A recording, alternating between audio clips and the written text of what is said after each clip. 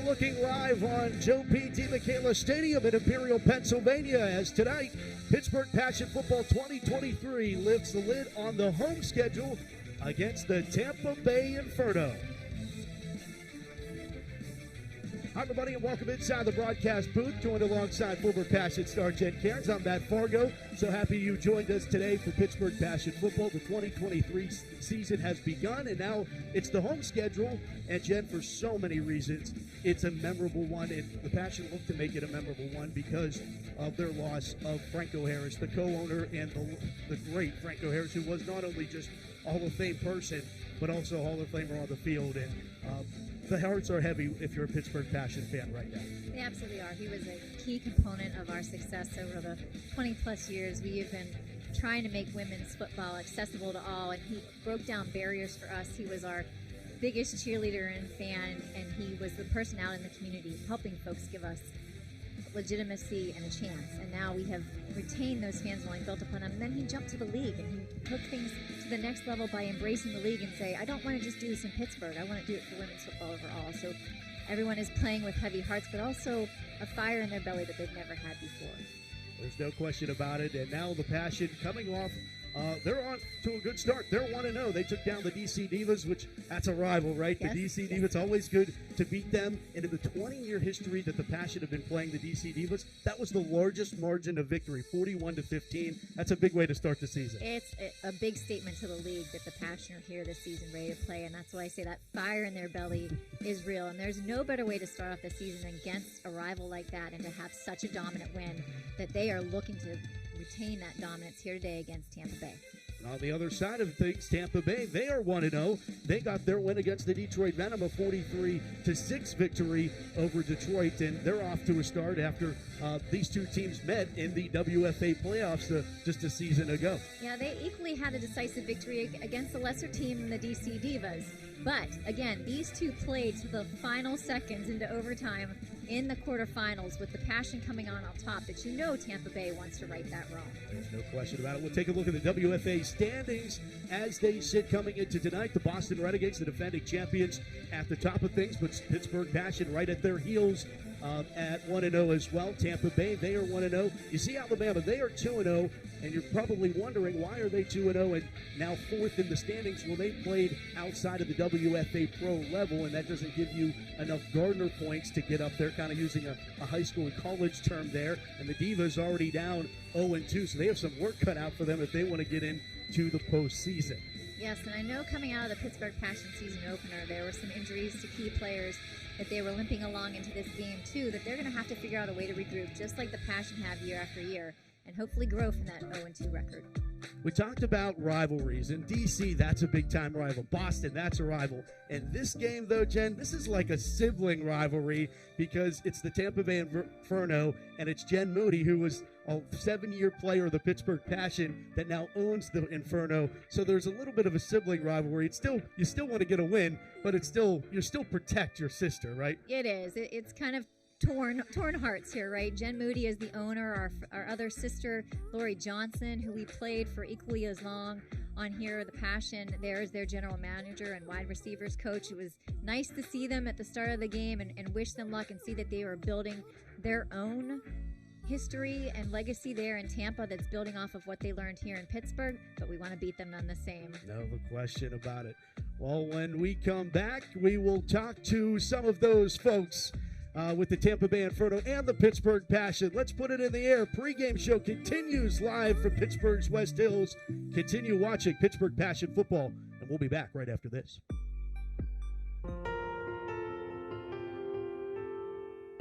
Most individuals, when they have an injury, they want to get back immediately, whether that is getting back to work or getting back to sport or getting to their next yoga workout. We really want to give them pain-free function and mobility as best we can for the extent of their lives, so they can be active, so they can enjoy being with their loved ones.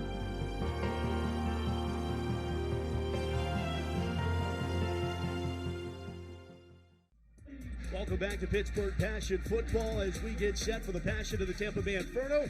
Time now for our Coach's Corner interview brought to you by A Nation. Maximum absorption for super hydration. Good evening, everybody. It's Jen Cairns here with the Pittsburgh Passion with Aid Nation's Coaches Corner. And I am joined by an unusual number of coaches today, former teammates, sisters of ours, but now rivals for the evening. Coach Teresa Kahn, Lisa Horton, Jen Moody, and Lori Johnson. Why don't I start with our hometown favorites and say, what is it like to be playing against our former brethren? Always, we know it's going to be a classy game. We know that we all come from the same belief and just like make this a fun lifetime, lifetime friendships. That's what this is teaching life lessons through sport, and it's lifetime friendships.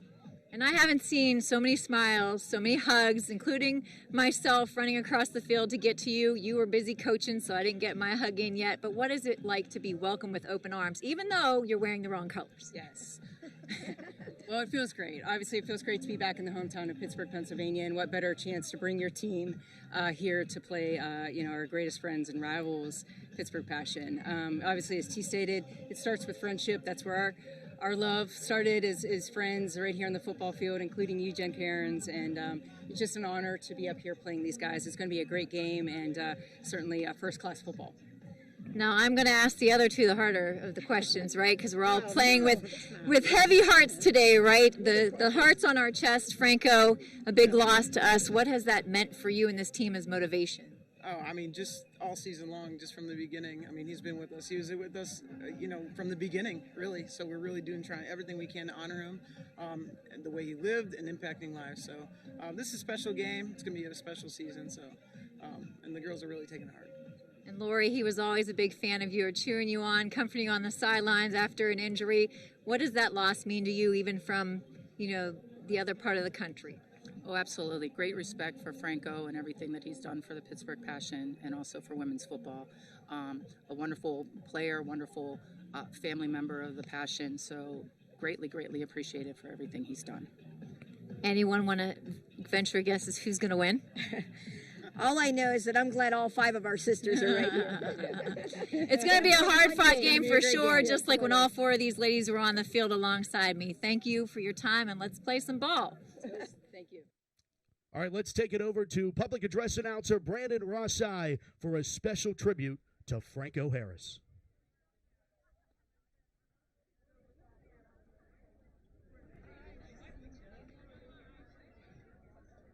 Ladies and gentlemen, last year the football world lost not only a Hall of Fame player, but a Hall of Fame person.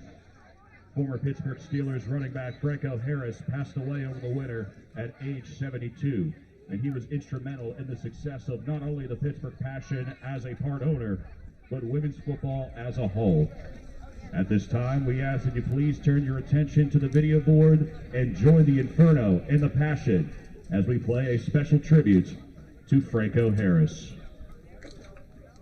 We're given tonight as a special dedication to a dear friend, Mr. Franco Harris. I can't thank Franco enough for everything he's done for this team, the opportunity we've had because of him. He's made it fun. We have lifetime friendships. We have learned to live at a higher bar and been shown a brighter way because of Franco.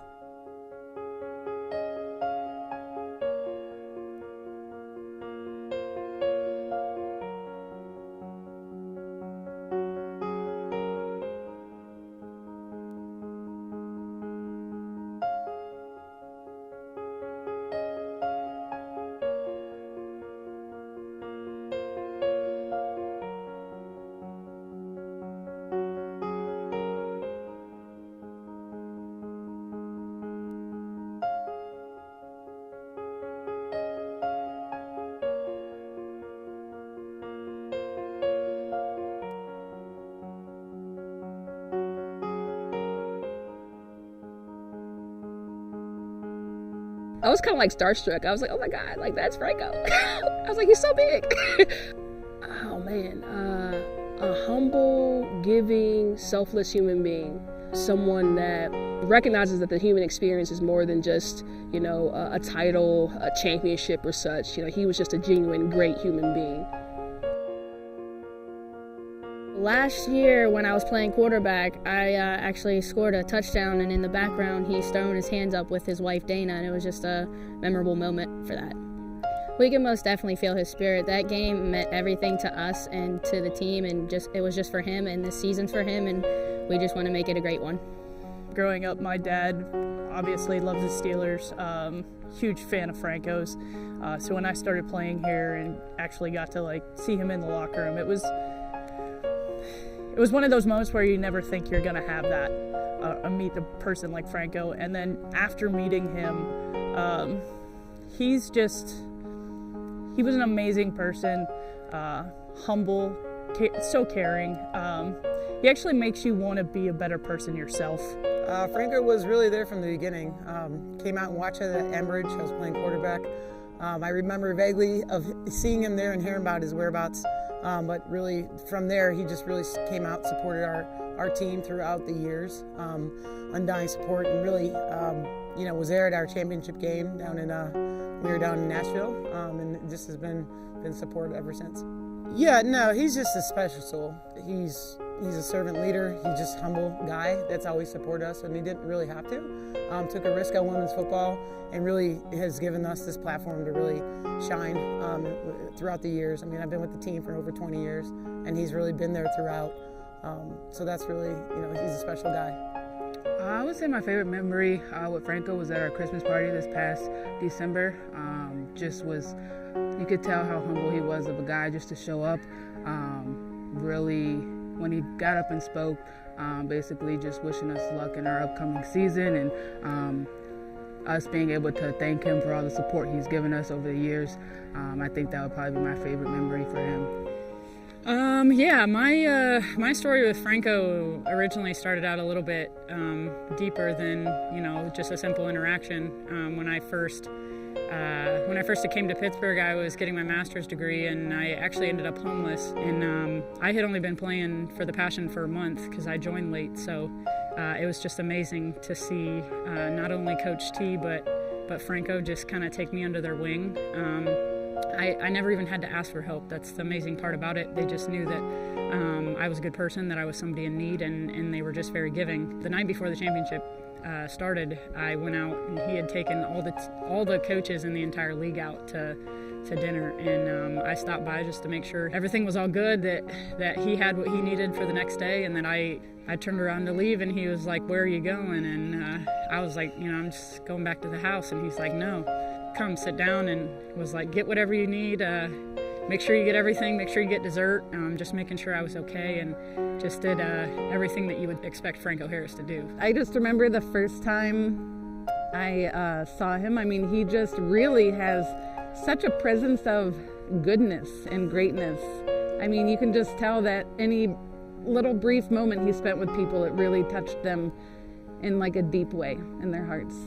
I came up here for a championship game, and I ended up breaking my leg actually on this field. T ended up bringing Franco to my hospital room with my owners and my mom and stuff, and that was pretty cool to be able to experience having such a incredible human being and athlete and well-known great person to be able to come to my room whenever I was injured.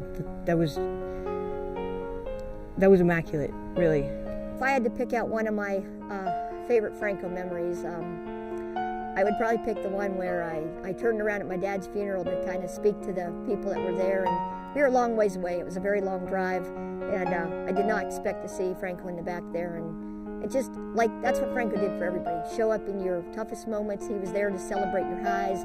All the national championships, he would drive a long ways, all the way down to Carolina, and he would show up in your greatest moments and your toughest moments, and just touched my heart because that was Franco.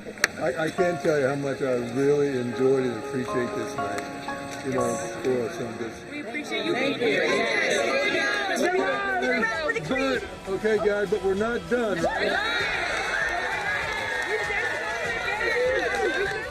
To live in the hearts of those we leave behind is not to die.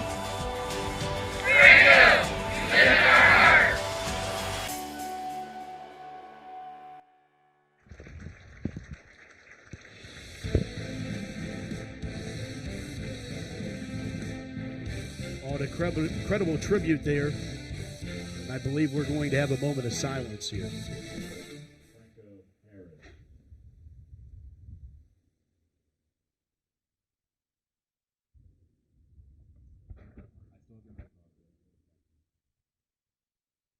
Thank you.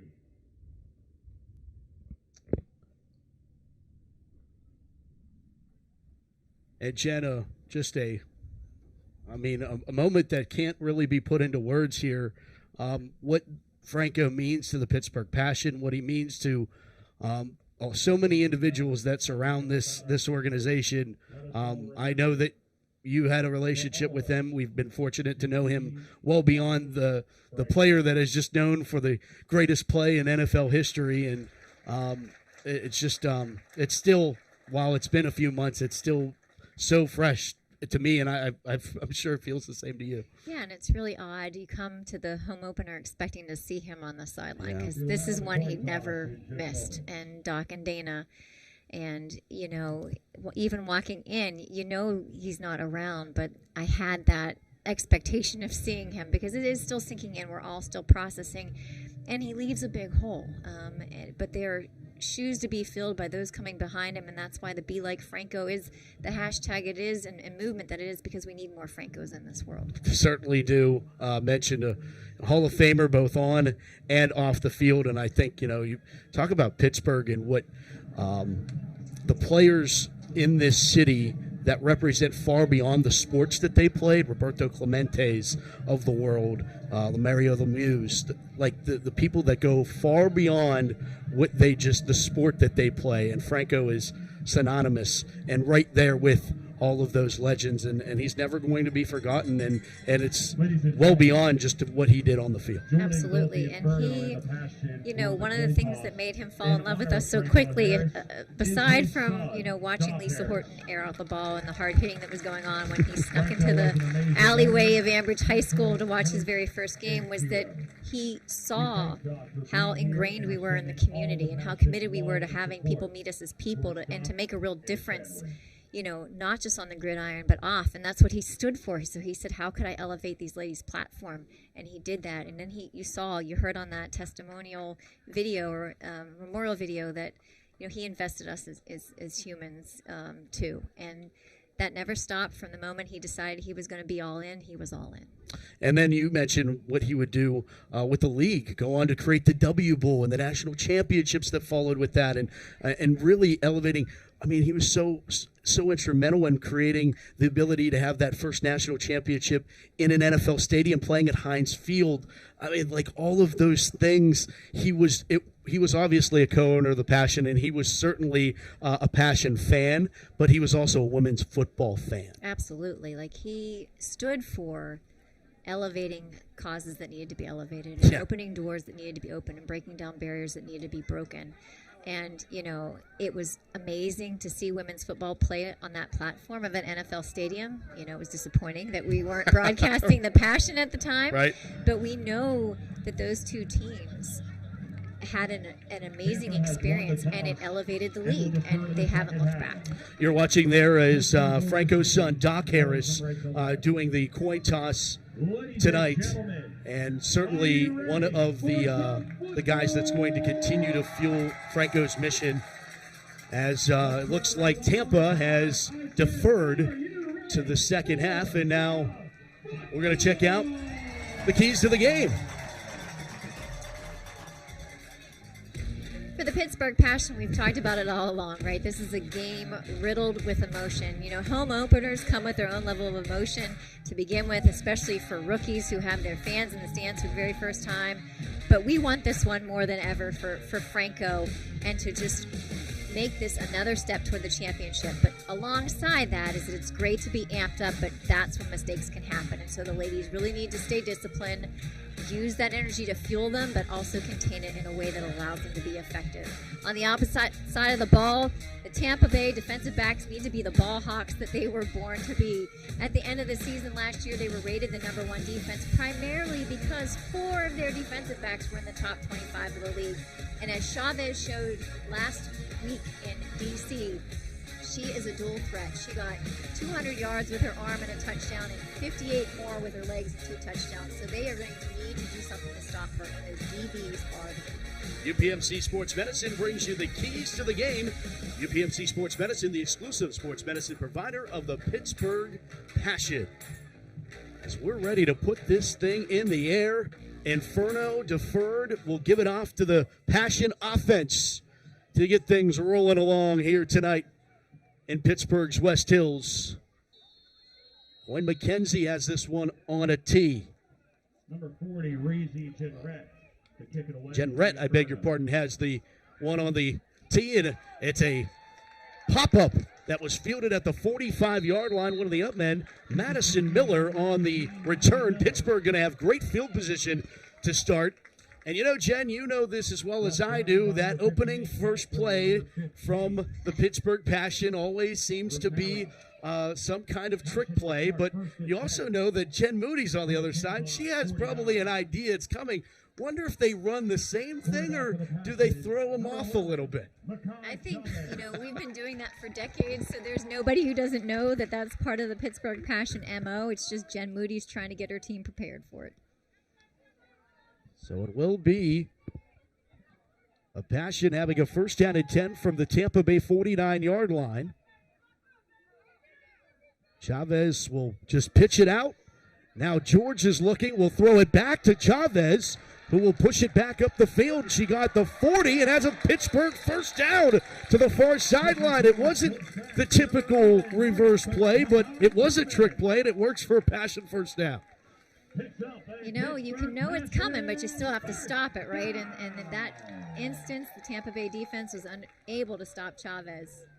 Sissy George, who also plays quarterback for Pittsburgh, you see the kind of a two-headed monster attack and always needing to know where both of those two are on the field. As Makai Chavez, also known as Marcelina, now operates from the shotgun for the first down and 10 from the 37. And it's a handoff off the left side. Maria Fatale gets the quarter to the 20 and inside the 20, finally upended. Another Pittsburgh first down. Back-to-back moving of the sticks for Pittsburgh. Shayla Rutland comes up to make the stop, but not before another fresh set for Pittsburgh. Getting another look at it here. Fatale picking up right where she left off in D.C. Significant yardage there. 2 plays, 2 first downs. Not a bad start for the Pittsburgh Passion. Fatale 111 yards on 16 carries, averaging 6.9 coming into tonight, and has 1 touchdown. Pittsburgh 2 plays into the series, first and 10 from the 19-yard line. Little play action. Chavez throws the bubble screen out to the far side. It's completed. It's Malarski making a stop-and-go move. Another first down, ducking inside the 10-yard line down to the 5. Finally upended there, but it's another first down as Pittsburgh is now in the red zone and now first down and goal on the Malarski. Going to shed the defender. The defender had the angle, just made a poor tackle there, arm tackle, and wishing she had that one back. Malarski made her pay. Now it's first down and goal for Pittsburgh on the 5-yard line. Chavez will throw. Catch is made by Malarski, and she'll walk into the end zone for a Pittsburgh touchdown. Chavez to Malarski from 5 for 6. That's a combination that was deadly 2 weeks ago in D.C., proving equally deadly here tonight. See it again on the replay. Malarski getting into the end zone. Number 19, Maddie Miller on to attempt the extra point. Her second touchdown of the season. Extra point on the right foot of Madison Miller. It is a botched snap and no good. Extra point is no good. So Pittsburgh comes out big, and on the offense gets into the end zone. They lead it 6-0 over Tampa Bay. We'll be back with more Pittsburgh Passion football on the Passion Football Network.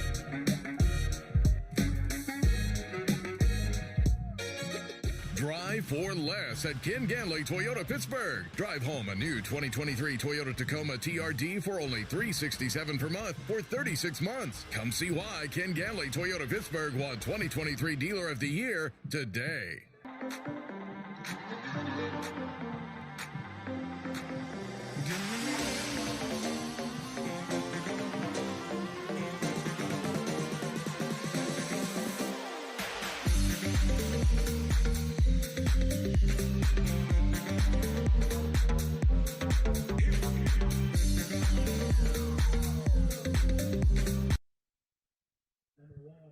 A 4-play, 49-yard drive that took just 2 minutes and 5 seconds off the clock.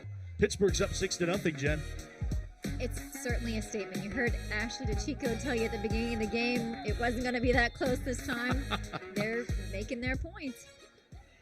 Kick in the air, and Tampa Bay to get their first touch of the football and across the 30, 35, 40, and leveled shy of the 45-yard line. Clobbered as he gets close to the 45. By number 36, Thompson on the return there for Tampa, and now the offense of Tampa Bay trailing 6-0. I mean, the other thing is giving Pittsburgh such a short field. They normally are licking their chops when they have an opportunity like that, and especially with everything amped up. But how much does a quick score like that help the nerves and the emotion that we were talking about, what we just had to go through pregame? It certainly brings it down. You know, those first knocking of teeth helped on the kickoff, but being able to show that you're able to execute what you have planned all week long to do and do it well certainly brings the nerve level down. Candace Pistol, the quarterback, operating from the I formation for Tampa Bay on the 44-yard line, and they'll hand it off the right side. It's Tequila Roberts.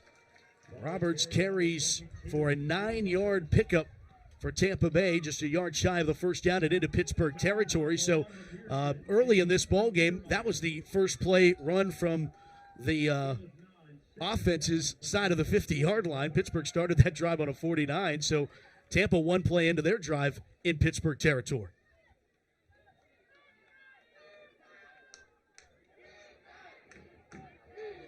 Second down and 1. Shotgun for Candace Pistol. 2 sidecars. Bobbled the snap, ended up putting it to the stomach of Houghton.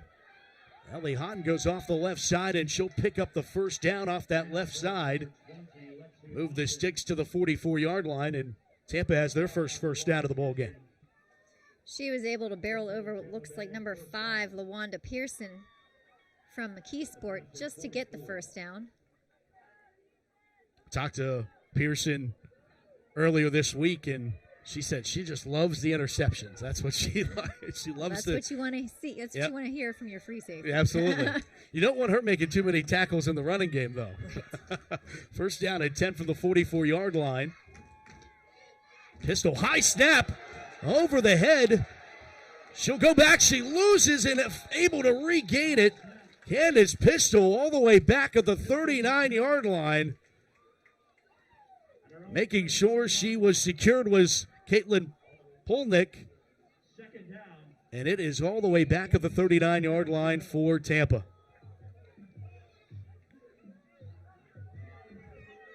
And we talked about the emotions being contained as part of the key to the game for the Pittsburgh Passion, but it looks like it's getting the better of the Tampa Bay Inferno right now. Make it second down at 27, back at the 39-yard line at Tampa. Shotgun formation once again.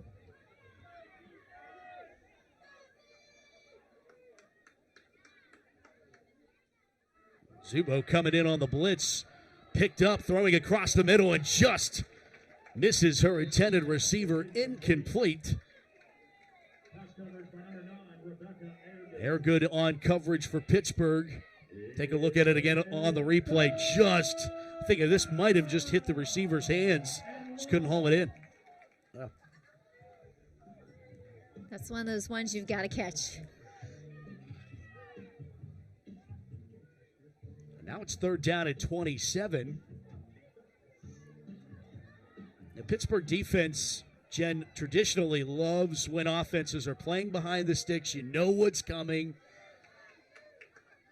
See if Tampa does something conservative here or tries for the first down on a 3rd and long.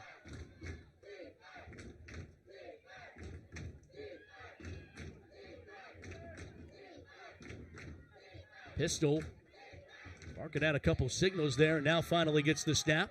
Throws it over and incomplete. There were a lot more black jerseys in the vicinity than there were red. Incomplete. 4th down. Airgood again in the vicinity for Pittsburgh. Yeah, Pistol keying right in on her intended receiver. Just was a field day for all those black jerseys to start swarming, and Airgood almost got to it. Punt unit is out for Tampa. Ashley Norris is in punt formation out of the Community College of the Air Force.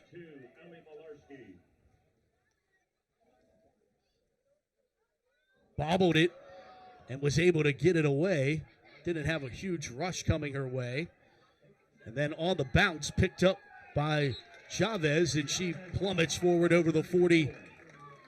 Looks like she'll have it right at the 40-yard line. Pittsburgh, no, their returners are known, Jen, for picking the balls up off the bounces and being pretty dangerous with them. Chavez being one of them. She had a kickoff return all the way to the house last year, and I'm sure that's in the back of her mind each time she sees the ball coming her way. Passion offense back to work. Leading it 6-0 here in the first. Passion Football Network. Appreciate you all tuning in on the Women's Sports Network in Pittsburgh, CW.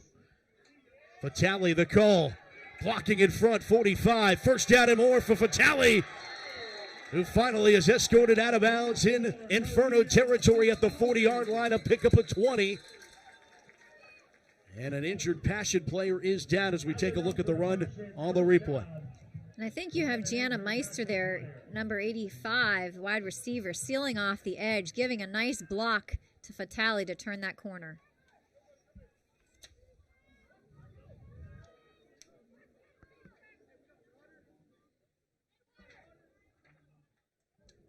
Can't see who is down. Let's take a look at our forecast for today. Beautifully 73 degrees, a picture-perfect day in the West Hills of Pittsburgh. And, boy, we got lucky because last week was not. Last week felt a lot more like football weather, Jen. Absolutely. It's insane that we have such a beautiful day. It's great because the fans want to come out for that home opener, and they certainly have.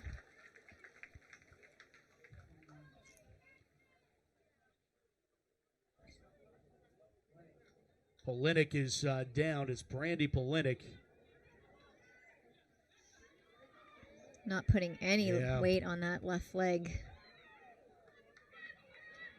And the fine athletic training staff here with the Pittsburgh Passion through UPMC Sports Medicine getting the care that the Steelers and the Penguins get. First down and 10 from the 40 after the Fatale carry. Chavez from the gun. Here comes a blitz. And Fatale runs right around it. Cuts it right up the middle. Fatale, a first down and more inside the 20 and a flag late. As she's finally tripped up inside the 15-yard line, and we'll check our first flag of the ball game.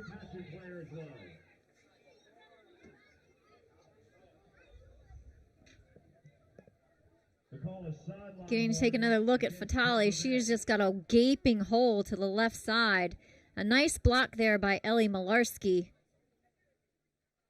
And as you can see, she just goes down awkwardly.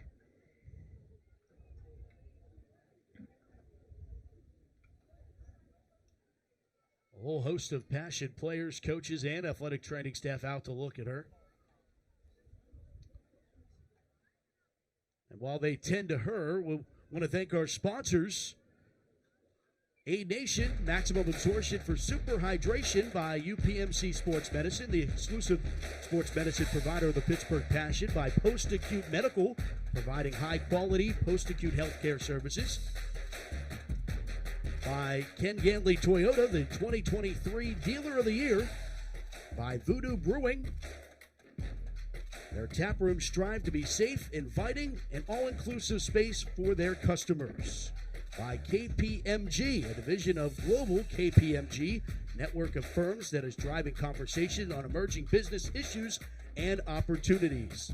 And by Celebrations, for every celebration of every size.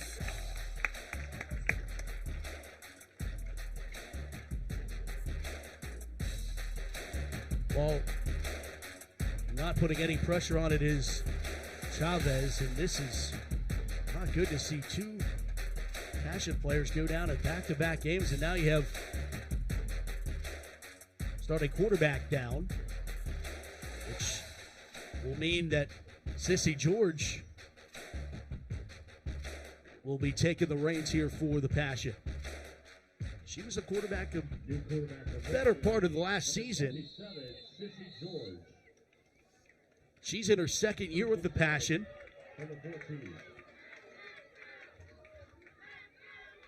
Went to West Liberty University, played 4 sports in high school. Full wide receiver set. Out of the pistol formation, George turns around. She'll keep it. Little stiff arm here to the near side, and then trying to be pulled down, was able to shrug off another tackler, and a lateral running there from George, and she'll be able to pick up 2 on that first down carry. Almost fooled me, Jen, the play action on that one. Yeah, me too. And speaking about Sissy George, last year she got it done for the Pittsburgh Passion. She had 491 yards, 39 completions out of 76 attempts, and averaged about 12.6 yards per pass with 5 touchdowns on the season. So they officially give her 1. George still in the pistol formation. Motion out of the slot is from Payne. They hand it off. Ariel Smith off the right side and caught a whole sigh from the fans here in Pittsburgh, getting after a lick there by the defense of Tampa Bay. That was Mariah Turner laying the lick, but still a nice run there by Smith, picking inside the 10 to the 9-yard line, and a manageable third down coming up.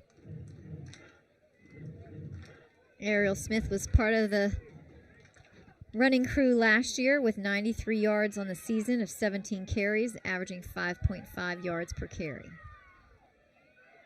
Right around the average on that last one. Yep. 8 minutes to play, opening quarter. Passion with the lead, looking to add to it. Fatale in the backfield, dropped. On the scene quickly, Anya Castro. It's back to the 14-yard line, where it will be 4th down and 10. Passion can pick up a first down at the 4.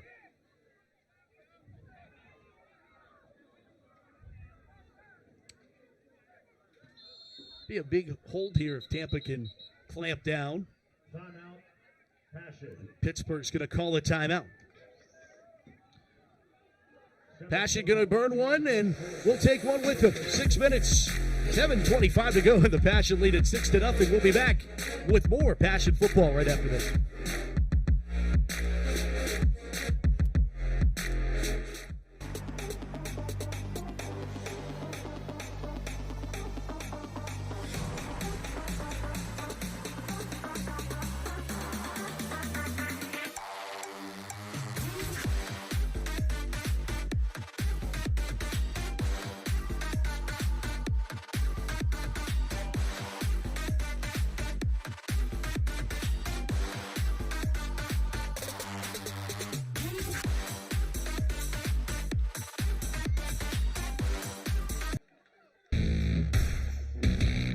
Aerial coverage over Pittsburgh's West Hills. West Allegheny High School, the host of Pittsburgh Passion football yet again this season, thanks to all of their staffs that make this possible. First quarter action, back with Jen Cairns, Matt Fargo with you. 7:25, a big 4th down out of the timeout for Pittsburgh. George from the shotgun, rolling to her right, stopping, throwing into the end zone, has a receiver there. It is dropped and incomplete. Had an opportunity to make that catch for Pittsburgh. Janice Meister was in the vicinity to make that catch and just could not come up with it. It is a turnover on downs, and the Tampa Bay defense bending but not breaking on this second offensive series for Pittsburgh. Well, they certainly capitalize on the injury to Chavez coming out, and George coming in, who has a little less speed, but a heck of an arm, but just contain her and force her to use it. And unfortunately, Passion came up empty on that drive. Tampa has a long way to work as they start from their own 14-yard line. Hedis Pistol back to work.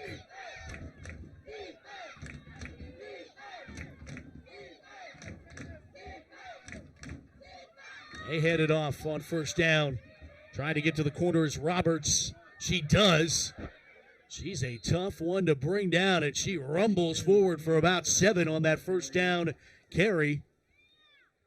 Pushed out of bounds by Hannah Damon. Hannah Damon gets the tackle for Pittsburgh. And it looked like Hannah might have her sooner in the backfield and just can't keep up with that second jet propulsion that she turned on there to the edge and ultimately got her out of bounds. Second down and 2 after the official gain of 8 from the 22-yard line. Now under center goes Pistol.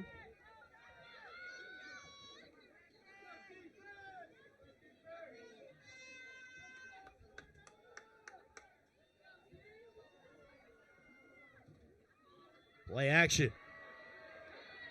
Dumping it off into the flat, and it overshot the intended receiver, trying to find Ashley Parker. Incomplete. Just a little bit too much on that one for Pistol, and it will bring up third down and 2. The Passion defense look to return the favor here to Tampa. And nothing they'd like to do more, to minimize the damage of Chavez going out and to regroup with a new set of downs for the offense. Third down, 2. Pistol turns around, hands it off, and it's a first down for Tampa.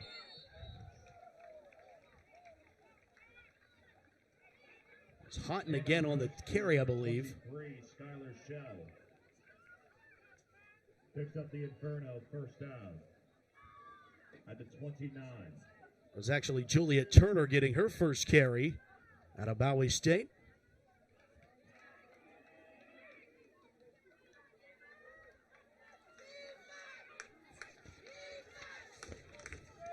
First down at 10, Tampa.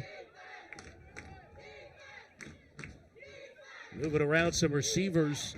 Turner, who made that catch, now lines up as the second wide receiver to the near side on your screen.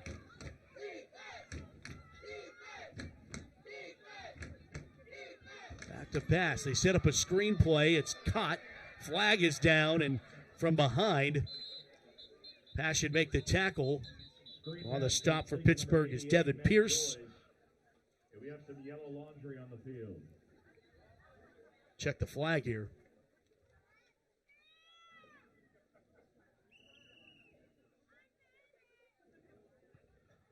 I think one of those receivers maybe got a little overzealous. A little grabby. Yeah. They're always grabby. They just don't get caught. Spoken like a true defensive back, Jen. You still have it.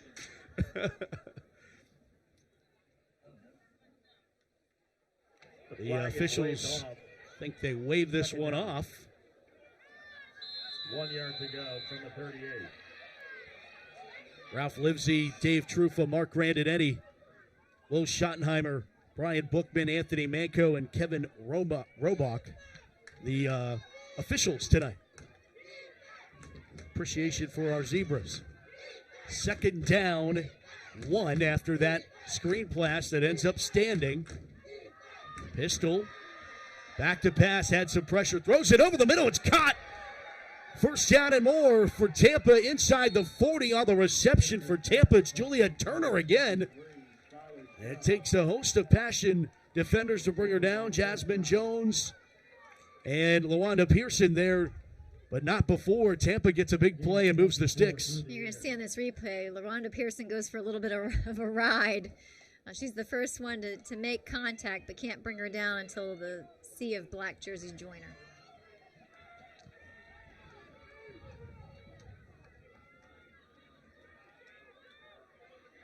First down, 10 from the 38. Pittsburgh leads this one 6-0. Coming up on the 4-minute mark of the opening quarter. Pistol gets the snap, dumps it off into the flat, and she's collided with immediately. Samantha Roberts for Pittsburgh. Blasted in the backfield by number 88. Samantha Roberts made a nice read on that play. Pistol is not looking off her intended receiver at all. So if you're a DB in the backfield there, you should just be keying on wherever she's locked in, breaking on the ball, just like Roberts did. So it's a loss of 3. Back to the 41-yard line. Second down, 13.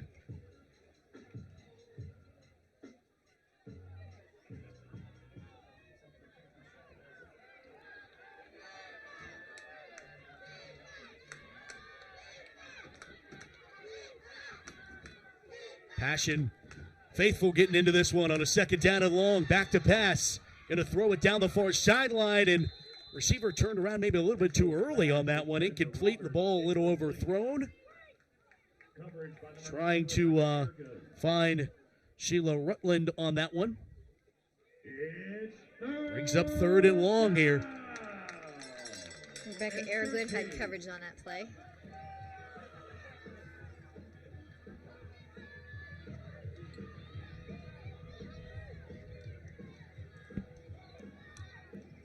WFA Pro action here in week number 1. 6-0 Pittsburgh. Both of these teams 1-0 in week 3 of the WFA.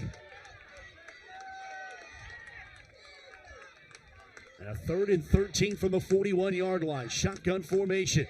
Back to pass. Pistol rolling to her left. Pressure comes. She'll let it fly down the far sideline, and it is in and out of the hands. Incomplete. Thought Pittsburgh was going to be able to knock that one away, but it still found its way to the intended receiver. Just wasn't able to haul it in here. Getting in Pistol's face there, applying the pressure. Looked like Polnick is back on the field. And a nice break up there by Aragood. Rutland was the intended receiver for Tampa.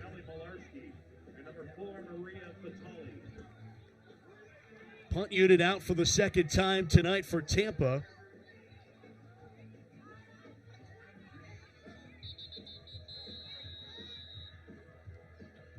We got a timeout. Tampa. With 3 minutes to go here in the opening quarter.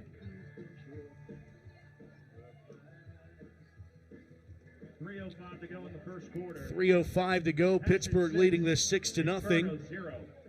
And want to remind you that the first quarter is brought to you by Aid Nation. Maximum absorption for super hydration. Aid Nation, of course, one of the companies that Franco Harris was spearheading. And all of their, I remember him telling me, Jen, about all of the other aids that he bought. He bought Pittsburgh aid, and Miami aid, and this, it's just the excitement he got when he was talking about hydration and talking about how much Aid Nation can help you hydrate. And he's just so passionate about it. And he said it's not just about athletes. It's about your everyday life. Just staying hydrated is big key. Yeah, I mean, that's what he credited, how he was still so mobile and agile, unlike some of his other teammates that didn't, possibly fare as well. And water's a key component of that. This one is bobbled. Vitale bobbles it and was able to pick it up just shy of the 20-yard line, is where Pittsburgh will get the ball, but there is flags down.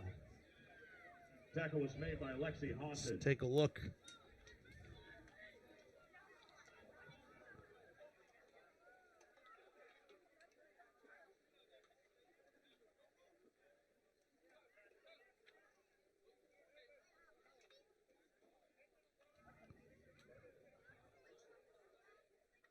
Officials still talking with Pittsburgh, so you have to assume that this is a Tampa penalty, and it is. It's a false start. Well, technically it's a legal procedure because they allowed the play to continue. It's a pre-snap penalty against the Inferno. 5 yards. So Pittsburgh's going to have them re-kick, and that's probably – I don't normally love that, Jen. Special teams. Yeah, it's just like we have the ball, let's take it. Correct. But with the field position, I think maybe Pittsburgh can kind of roll the dice here, and with the 6-0 lead, get an opportunity to maybe spark something on the special team side of things, because as much as things can go wrong, things can go right. Very true. 4th and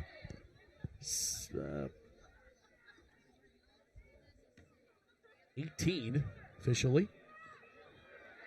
This one is bouncing back at the 15. She'll get across the 20, 25-30, 35-40, and across the midfield striping. How about that?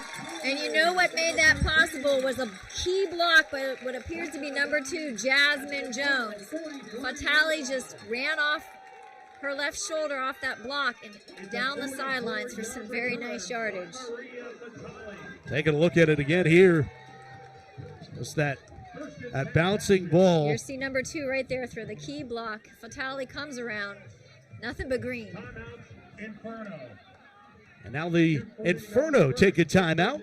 We'll take one with them. 2:40 to play here in quarter number 1. Pittsburgh 6, Tampa Bay nothing. You're watching Pittsburgh Passion Football. We'll be back. We're given tonight as a special dedication to a dear friend, Mr. Franco Harris.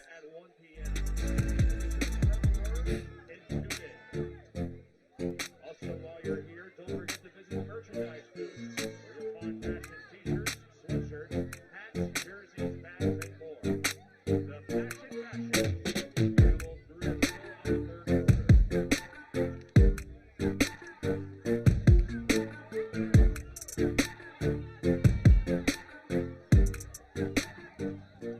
Thanks again to all of our 2023 sponsors. Welcome you back to Pittsburgh.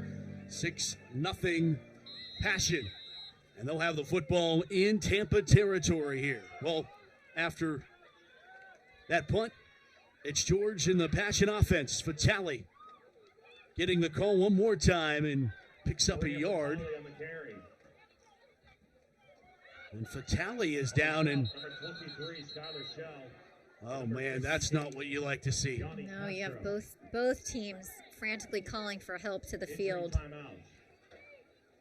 Yeah, Julia Turner she still is distraught right now.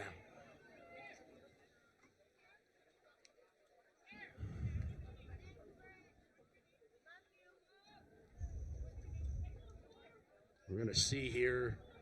Here's the replay.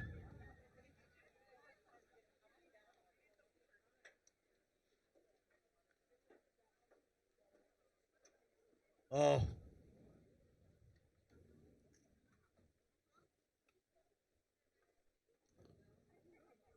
Training staff out again to tend to another key component of the Pittsburgh Passion right now.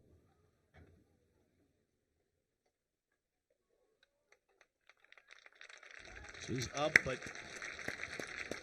able to walk off, and it looks like her right arm.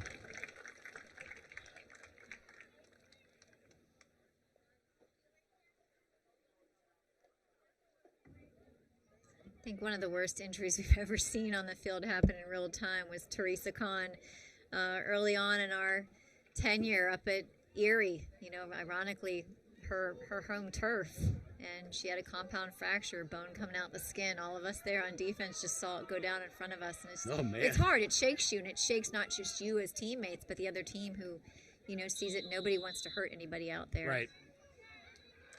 Second down and 9. Thoughts with her as she's now being tended to.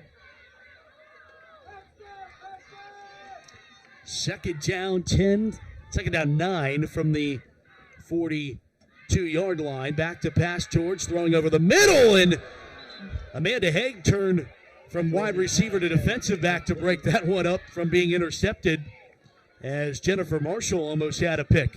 Amanda Haig, some of you might recognize, is a blast from the past.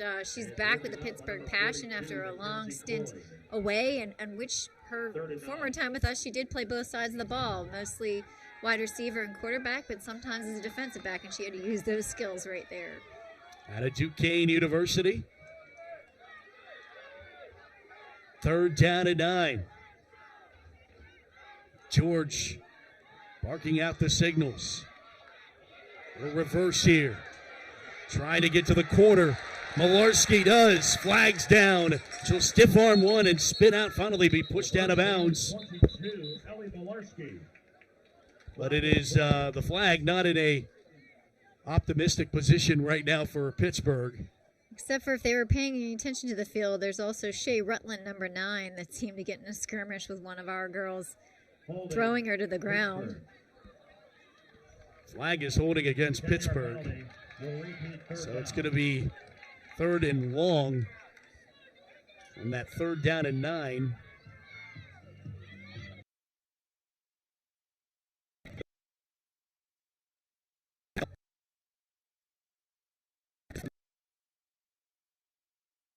By, and now with some injuries and some stoppages in play,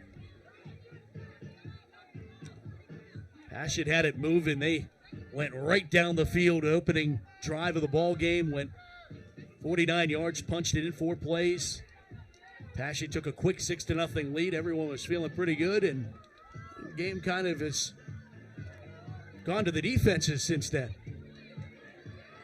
Obviously, Pittsburgh trying to find out the correct gelling now with some injuries. Back to pass is George. She'll throw it. Got a receiver. It's Meister on the reception. Climbing the ladder to go get that one. And it's going to be 4th down, but it's going to be 4th and manageable as Janice Meister makes her first reception of the ball game. Janice Meister was key in 2 weeks ago win against the DC Divas, 73 yards on just 5 receptions. She was a key target for George last season. Boy, her story about Franco during that video, incredibly moving. 4th down and 4. They hand it off. They pick up the 1st down and more. Ariel Smith, 1st down, Pittsburgh to the 22-yard line where she was finally pulled down. That's exactly the injection of energy that this offense needs, with the crowd behind them sort of willing them forward after some critical injuries to key players. They're going to have to dig deep to keep this drive going. Ariella from Peabody High School. Jen mentioned one of the driving forces in the Passion running attack a season ago. And I don't think they're going to get this playoff before the end of our first quarter. Pittsburgh has the advantage after the first 15 over their sibling rivals from Tampa, 6-0. After 1 quarter, we'll take a break and we'll come back for the second quarter of Pittsburgh Passion Football right here on the Passion Football Network.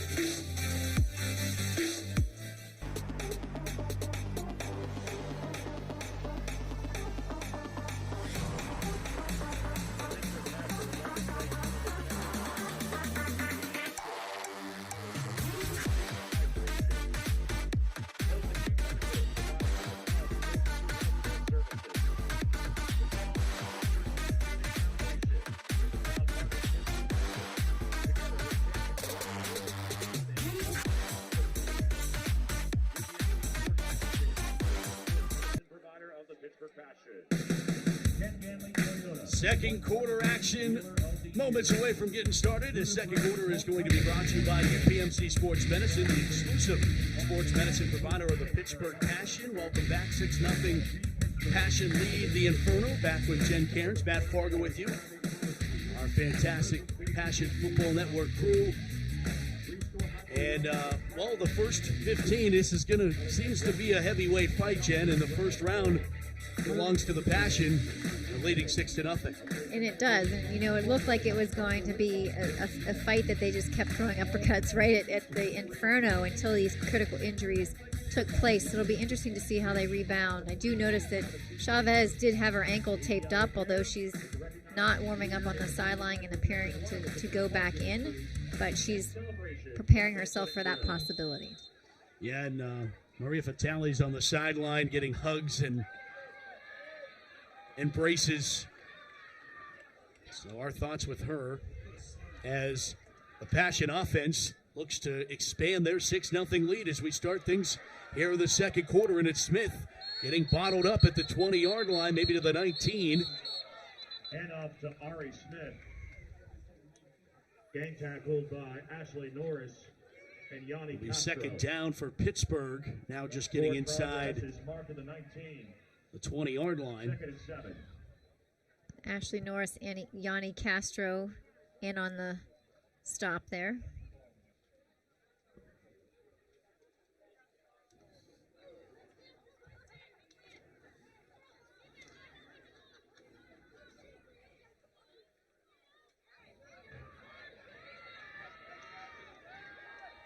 Sissy George from the shotgun.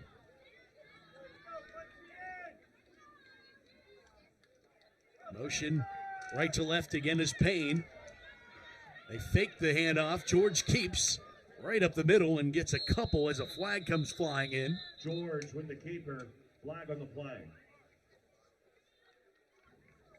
Tiara Smith makes the tackle. And it's a legal motion on Pittsburgh. A legal shift against the Passion. 5-yard penalty. Repeat second down. Second and 12 from the 24.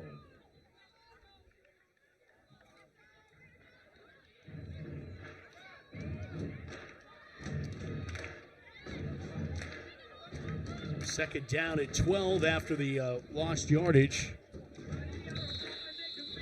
Ball now at the 24-yard line.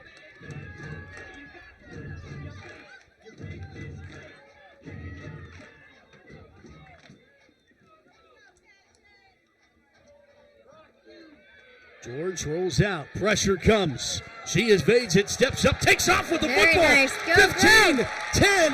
George to the end zone. Touchdown, Pittsburgh. Sissy George from 24.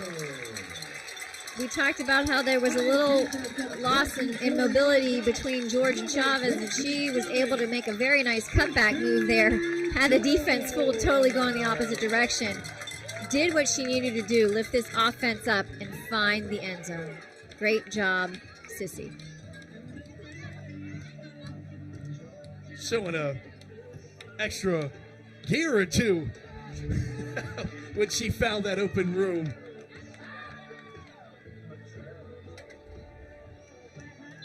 George was telling me about winning the state championship in West Virginia in high school and hit a home run in the state championship, and she said she was known to always take the first pitch, and in the state championship she just decided to not take it. It's a home run in the state title game. There's something to be said about breaking habit. Pittsburgh will go for two. George rolls, throws, and Joe caught Meister for the two-point conversion. And Pittsburgh's up 14-0. Passion hit back into the end zone. Sissy George doing it from 24 away. Passion have a 14-0 lead over Tampa. We'll be back after this.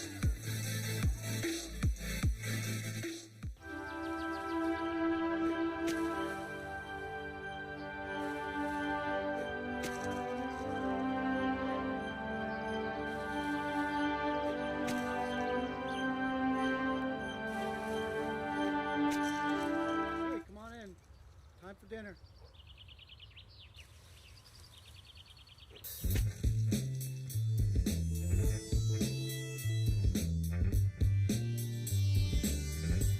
Drive for less at Ken Ganley Toyota Pittsburgh. Drive home a new 2023 Toyota Tacoma TRD for only $367 per month for 36 months. Come see why Ken Ganley Toyota Pittsburgh won 2023 Dealer of the Year today. Pittsburgh Passion have a 14-0 lead over Tampa Bay, and it's thanks to an 8-play, 57-yard drive. Took 4 minutes and 8 seconds off the clock, and that 24-yard touchdown run by Sissy George has your Passion up by 2 scores. Tampa looking to get good field position off this kick return, and they will up to the 45-yard line. That's Bree Roberts on the return for the Inferno, and now Pittsburgh starts to find something. I thought maybe, Jen, that drive was going to be getting pushed back. It was getting pushed back due to penalties, and then the Passion were able to find the right dial up, the right play to get them in the end zone. Well, and that's what you do. The true leader that Sissy George is just took the game into her own hands, called her own number, and found her way into the end zone, hopefully as the spark to turn this game into Passion's favor as it was heading towards being dominant in the first quarter. I formation. Turn around, hand it off. Right up the middle for Tampa is Roberts. T. Roberts, the ball carrier.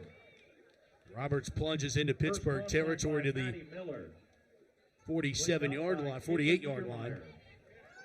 Roberts was part of a run-by committee last year with Candy Thomas, who is no longer on the roster, but in her own right, she averaged nearly 10 yards per carry last year and racked up 7 touchdowns, and she's showing her value to this team right now. Second down, 4 from the 48-yard line. Another call for Roberts, and Pittsburgh has it snuffed out. Maybe give her 2 to the 46-yard line. First hit. There was a whole host of black and gold in there on the stop. One of the first, Caitlin Niedermeyer. That's a household name if you're a Pittsburgh Passion fan.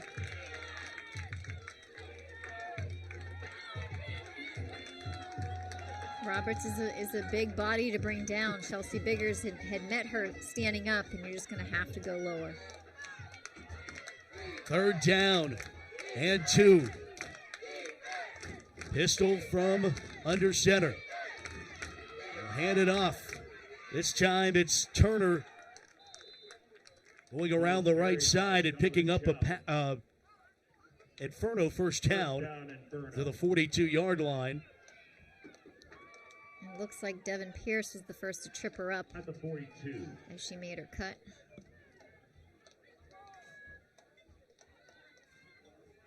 First down at 10, Tampa at the 42-yard line. It's only the second meeting between these two franchises.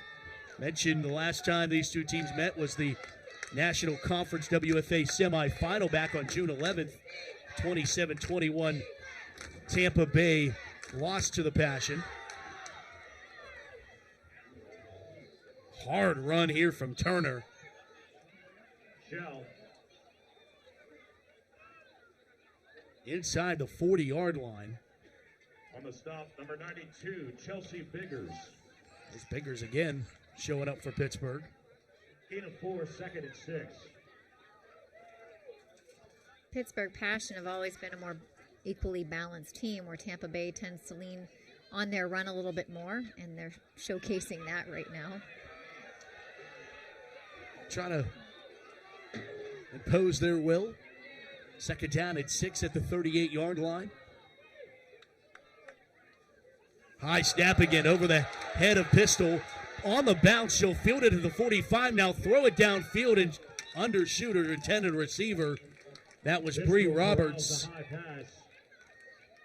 LaWanda Pearson was the closest black jersey to possibly reeling that ball in.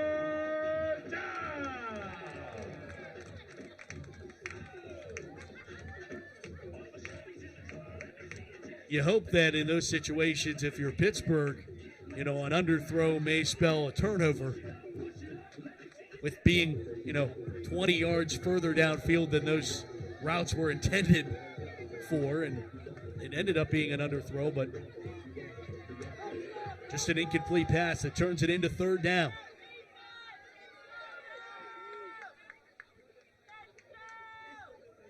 Pistol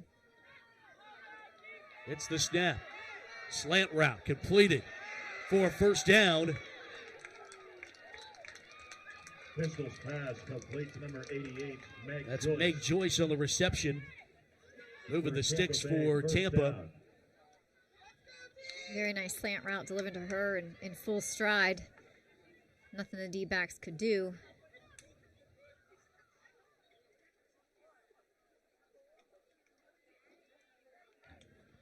Make a first down at 10. Tampa now inside 10 minutes to go. First half action.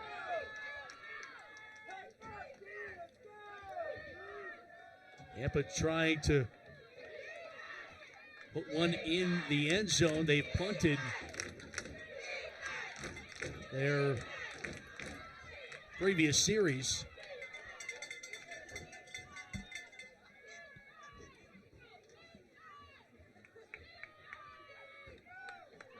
like maybe somebody moved early as they throw a fade right down the far sideline, and it's incomplete. As she stepped out of bounds, she made a fantastic grab. One-handed grab, which I thought was complete, but, lucky for the Pittsburgh Passion, her foot just stepped on that white line. Meg Joyce. This is, oh, man. This is impressive. See it one more time here.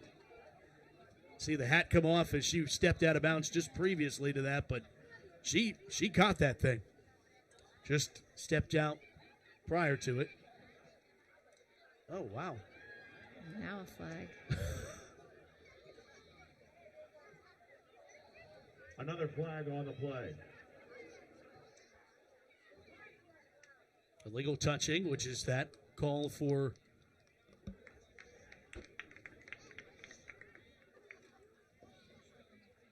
Meg Joyce. Penalties assessed against the Inferno.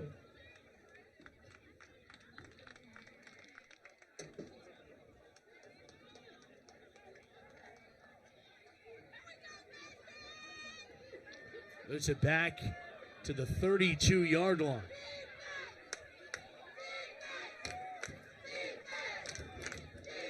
Give some credit there to the secondary of forcing Joyce out on that. She has to go out on her own for that in order to be a penalty.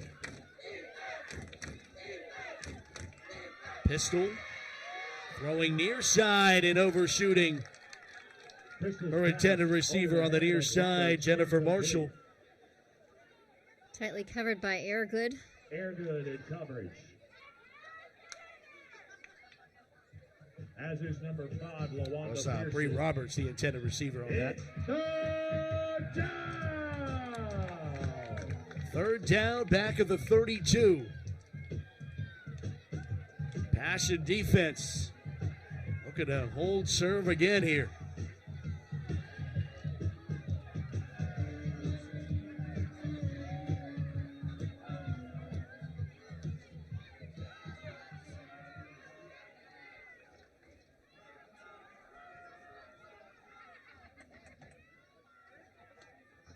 Back to pass. Pistol steps up, pressure. Rolling out. Here comes Moore. Going to take off and run with it. Will Pistol, and she'll run out of bounds at the 24-yard line. So picks up a few there to make this more of a manageable fourth down. And have to assume with Tampa trailing by 2 scores, being kind of in no man's land in terms of where they are on the field, really not a place to punt the ball. And can't imagine they have the field goal kicking unit for this. They're going to go for it.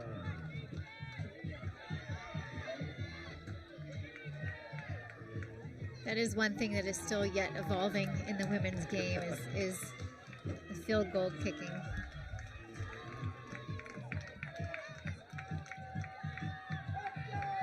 Tough part of the game.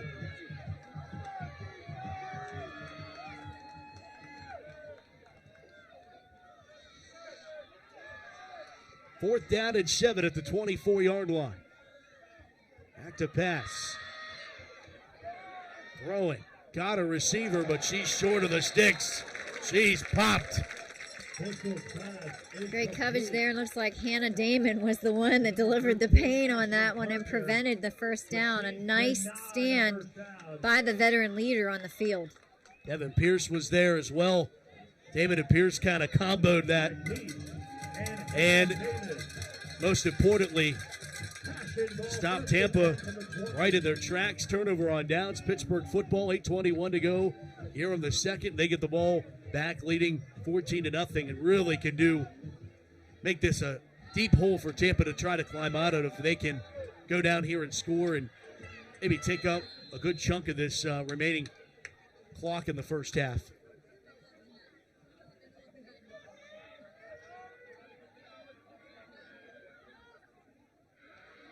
Delay handoff. And a huge hole for Ariel Smith.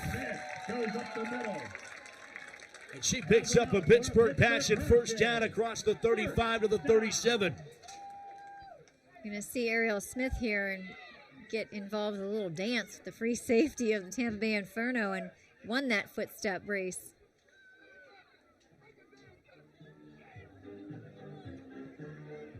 First down, Pittsburgh.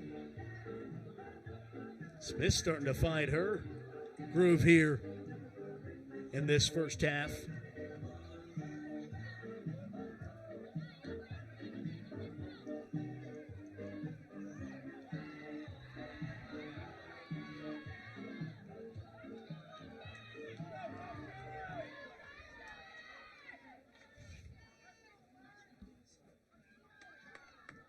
George and the Passion offense. George kind of in some trouble and was doing her best, juking and jiving, and she's actually going to be able to manage to pick up 3 yards on all of that to the 40-yard line. Gain of 3, second down 7. Kristen Nicholson on the tackle for Tampa.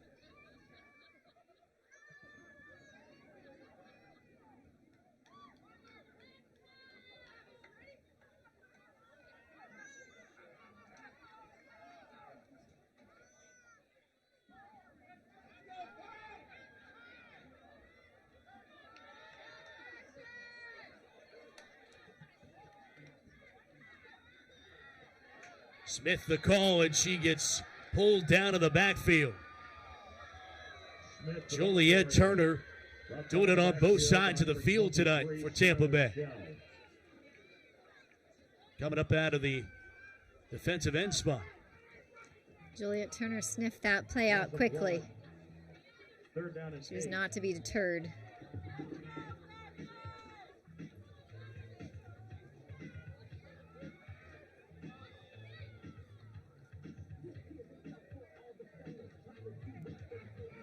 Juliet Turner was the second leading tackler on the Tampa Bay Inferno last season. Showing off why there. Going to make it third down at 8.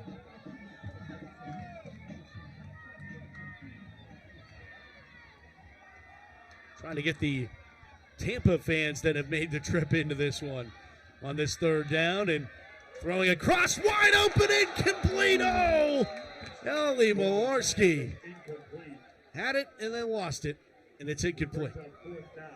And Ellie Malarski is typically very sure-handed. She did an excellent job finding space between the defenders and just didn't reel it in, and you could tell by her body language she wanted that one back. It's almost the surprise of being that wide open and thinking about, wow, where should I go with this after I catch it?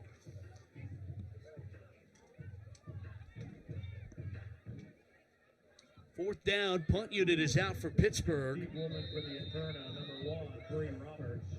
So we have a timeout taken by Tampa Bay. Tampa Bay's going to burn a timeout here. 5:31 remaining until halftime. Passion 14. We'll take a break as well. 5:31 to go here in the first half. Pittsburgh has the lead over Tampa Bay, 14-0. We'll be back with more on the Pittsburgh Passion Football Network. We'll be back.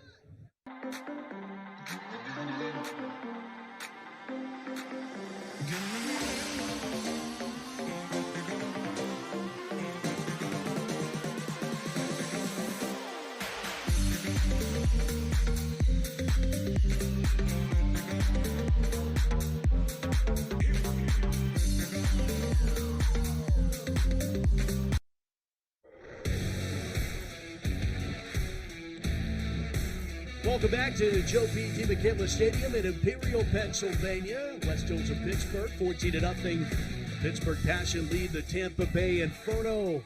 We're on the Passion Football Network. If you're watching on Women's Sports Network or Pittsburgh CW, no matter where you're watching, thanks for tuning in. Jen Cairns, Matt Fargo bringing you this one, 14-0. Passion had the lead, but they're giving the ball back to Tampa Bay on this punt attempt. Meister gets it away.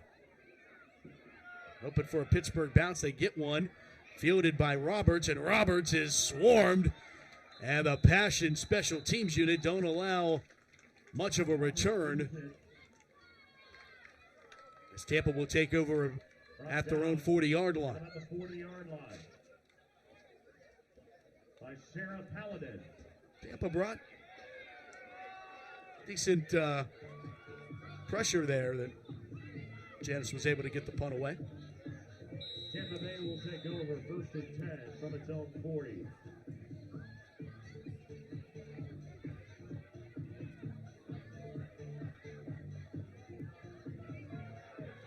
.5:18 to play here with the first half.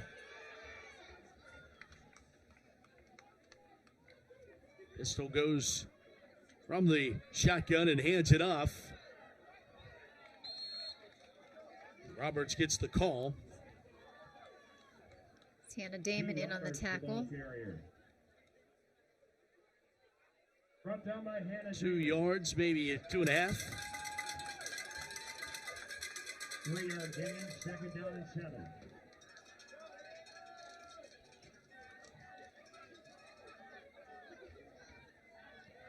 Yeah, the other thing, Jen, you were talking about the run game for Tampa, and that's what they love to do. But at times you got to be careful in the secondary, that lulling you to sleep and them taking a shot downfield. You saw that they're capable of it. There's another carry here by Roberts, and the Passion are all over this one. Roberts up the middle. Niedermeyer. Damon's in there. First hit once again, Hannah Damon. Kim Zubovic. Kim's in her 18th season with the Passion. Which is ridiculous, but ridiculously amazing. Yeah, 2005, her first year. And I mean, technically longer, 2 seasons that the Passion didn't have due to COVID. Mm-hmm. And also the team's general manager, so many hats for Kim. 3rd down and 5 from the 45.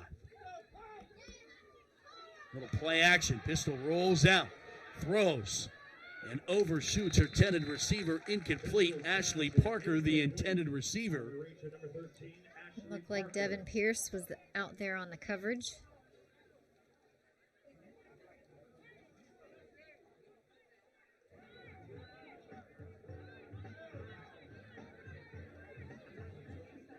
Bring up 4th down. It looks like Tampa's going to bring the punt unit out. 3:41 now to go in the first half, and Pittsburgh defense got to be enjoying the goose egg, Jen. I know you always do.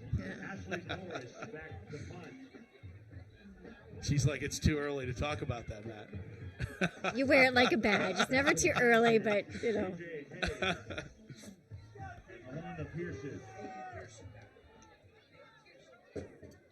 It's Hagen Pearson back to receive this punt.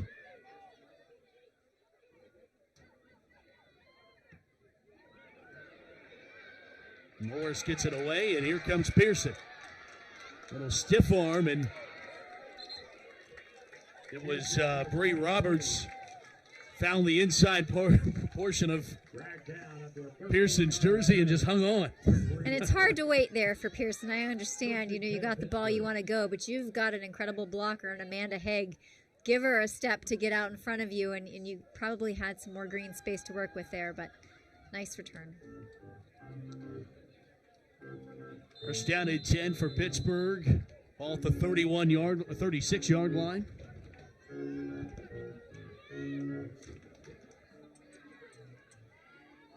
Well, here's a great sign as Chavez is back. And she'll hand it off to the 40 to the 41-yard line, Ariel Smith. And something that the people on the broadcast watching at home won't have seen is the class act that Sissy George is. Sissy George came over, gave her a high five, a pat on the back, and wished her luck. So she knew she was being pulled for Chavez to go back in, and it's just a true sisterhood and a lesson in sportsmanship. No question. Pitch goes to the far side. Pushing forward, and the ball got stripped, and Tampa came away with it. I believe that ball went to Sarah Paladin. That was her first carry of the ball game, and Tampa Bay comes up with this. Take a look at it here. It's always hard when you're in a scrum like that. Sarah doing everything she can to try to extend the play. Shook loose those first 2 tacklers, but then those other defenders are coming with the sole purpose of stripping the ball, and they did. was ripped away. Jennifer Marshall did the damage there, and now Tampa has another opportunity in Pittsburgh territory. 2:51 to go in the first half. Low snap, pistol handles it. Will throw down the far sideline and just on the back shoulder, incomplete. Jasmine Jones in coverage for Pittsburgh, and almost lucky that ball was not on target. She had a step on Jasmine Jones, so it was dangerously close. At halftime, will the mothers meet at the McGee table next to the pink balloons at halftime? Again, all the mothers meet at the McGee table at halftime, located next to the pink balloons. Second down and 10 after that incomplete pass.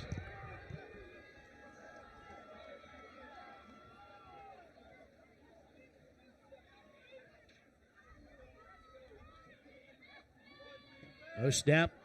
Second back through. Is it going to get through? Pittsburgh all over it.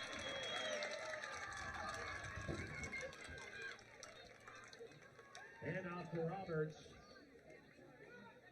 Stuffed by Tiana Cash. Tiana Cash out of Woody High. First one on the scene. And then help arrived.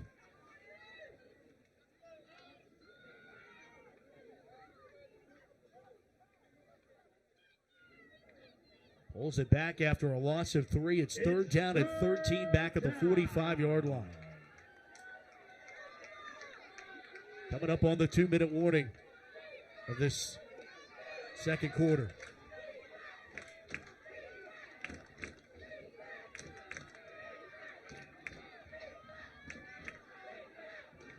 Back to pass. Throws it out. Overshot. Back coming out of the backfield, Ellie Houghton. Injury timeout. Had an injured Passion on the field. And it's Biggers.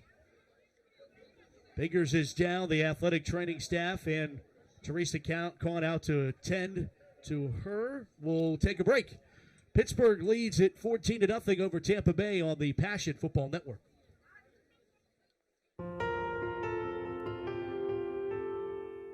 Most individuals, when they have an injury, they want to get back immediately, whether that is getting back to work or getting back to sport or getting to their next yoga workout. We really want to give them pain-free function and mobility so they can be active, so they can enjoy being with their loved ones.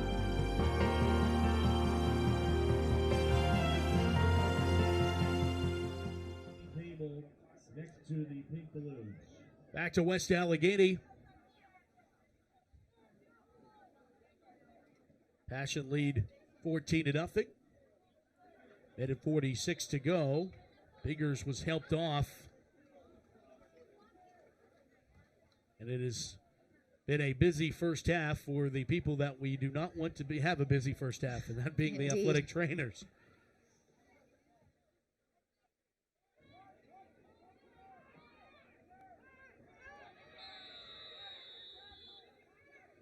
Back deep with the Passion, number 7, A.J. Haig, and number 22, Ellie. Fourth down. Passion lock it down again with Tampa. Ripping that ball away, getting the turnover, and now Tampa going to go 3 and out. Amanda Haig on the return, trying to get to the corner here. 30, 35, and knocked out of bounds there. A.J. Haig. Amanda Haig, who's still rocking the familiar 7. 10-yard return at 38. First and 10, Pittsburgh. And Jen, I mean, I don't know how much she has played between her leaving the Passion and moving away and now coming back, but I have to imagine there's some rust, some knocking the dust off the jump shot, if you will, type things that she's had to overcome coming back. She's always been a very disciplined player, so I'm sure as soon as she made up her mind to return to the field, it was everything from diet to weights to getting her body. She's a chiropractor by trade, body physically ready for this, and then using every moment of winter training to get back in shape.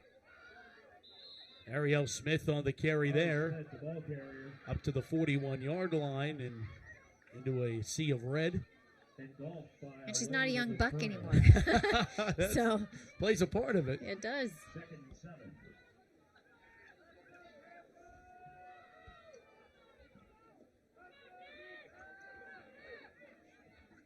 Chavez from the pistol. Haig goes in motion. Lines up near side of the slot. They look for her. They got her. First down. Amanda Haig on cue. Moves the sticks and into Tampa Bay territory. She's always had incredible hands. That grip strength is what helps her reel in the balls over her head, off target. She just showed why she's so reliable. Another tool in the tool belt for this Passion offense. It has quite a few of them. Chavez looking across the middle. It's intercepted. Picked off by Ana Castro.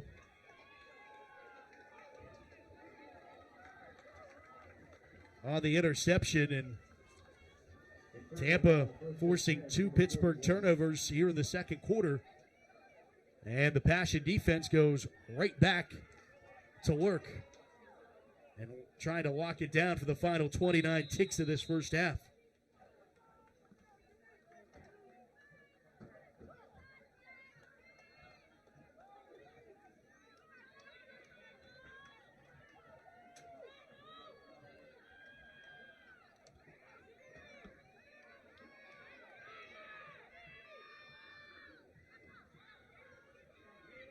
First down and 10 from the 41.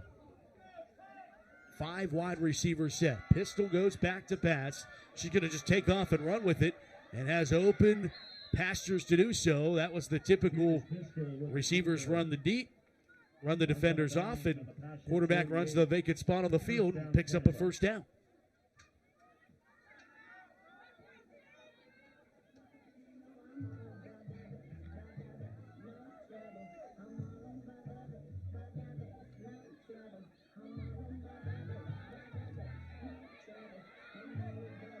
First and 10, Tampa at the Pittsburgh 48. 22 seconds remain. Inferno are out of timeouts, by the way. Back to pass. Will throw, and it is incomplete. Probably for the better if you're wearing red. It'll be second down at 10. Jasmine Jones had the better line on that ball. You saw Tampa's wide receiver thinking she got there a little early with a bump, but no call.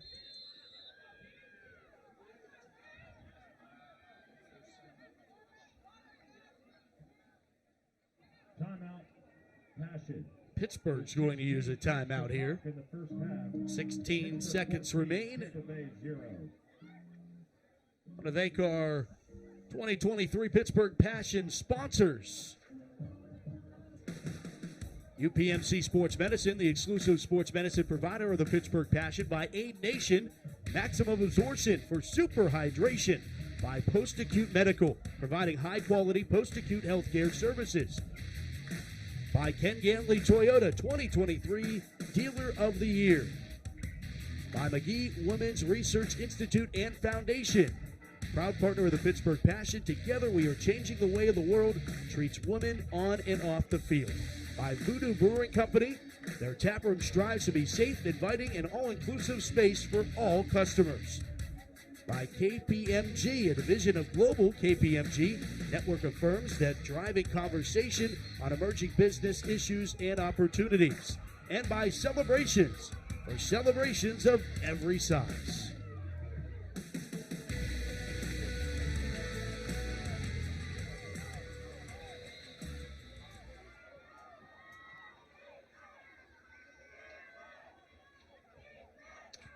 Second down, Pistol throwing it. And incomplete, trying to come back to the football there was Bree Roberts. And just out of her outstretched fingertips there. Thought maybe one of the Passion defensive backs was going to be able to undercut that.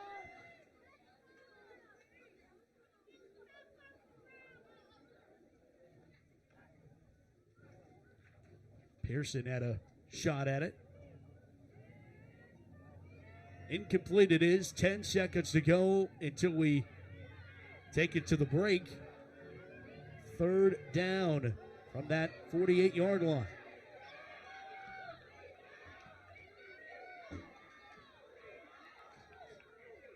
Back to pass.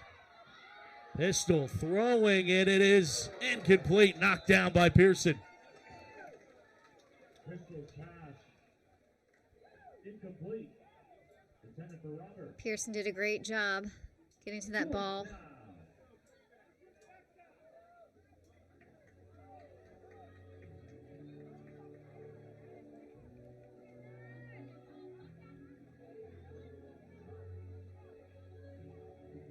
We've seen a lot of, misplacements by Pistol, who's still trying to work on her finesse of ball placement. She wasn't the starter last year for the Tampa Bay Inferno. Getting all the snaps this year, though. It seems like they've gone through a little bit of a change, the turnover in Tampa, with some players leaving, retiring. Throwing near side, got across the middle, rather. It's completed. Roback makes the reception, and that's going to take us to the half. 14-0. The Pittsburgh Passion have the lead over the Tampa Bay Inferno. We'll come back and have our halftime show, and you're going to get a chance to meet the Passion a little bit more in depth. When we come back, you're watching the Passion Football Network.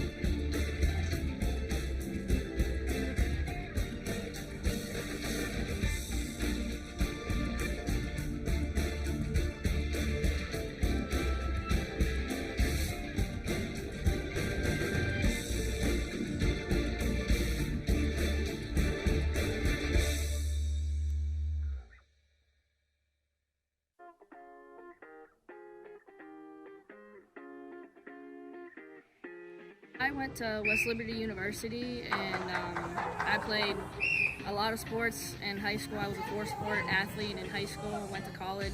Didn't play any sports in college, but I also did a little bit of coaching. I coached 4th and 5th grade boys basketball, so outside of sports, I still like to be in sports. I played hockey, softball, soccer, and basketball, and softball was my favorite. I won a state championship in high school my 2012 season, and I had a home run in the state tournament to win us. So it was pretty cool. For my rookie season, it was amazing being the quarterback as a rookie, and to go as far as we did. A lot of people said that was great, and I think it was great, but I also think that we have a lot of work to do, and we're going to come back this year, hopefully back, like I said, in Canton with the trophy at the end of the year. So I'm hoping to be in Canton by the end of the year and getting some revenge. Last season we have some unfinished business to do. Finding out that I was quarterback was not something that I was thinking was going to happen, because I didn't even try out for quarterback. So for the coaches to see that in me is pretty special, and going out my first game and being quarterback was a memory I won't forget. Everything. Going from being little and having a playbook as a little kid, it's a completely different story being a professional athlete, and with these women it's very hard, but it's a great experience. Yeah, this team is nothing but family, and they mean everything. It's not just you're out here on the field and you're just playing. No, you're off the field, you're hanging out with them, you're doing everything with them. It's family, and there's nothing else you can ask for but sisterhood like that.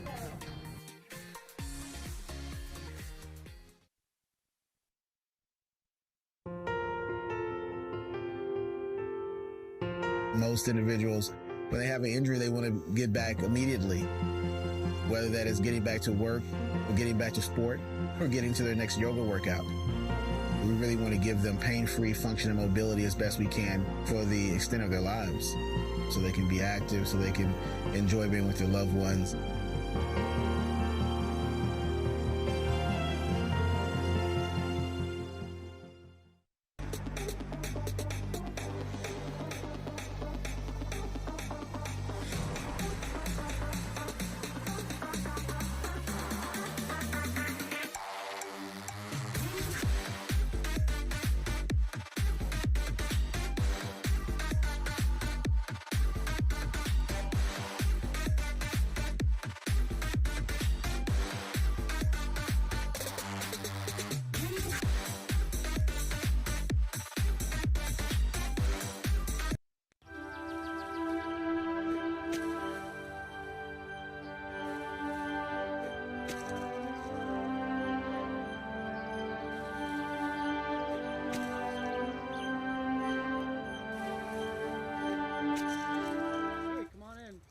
Time for dinner.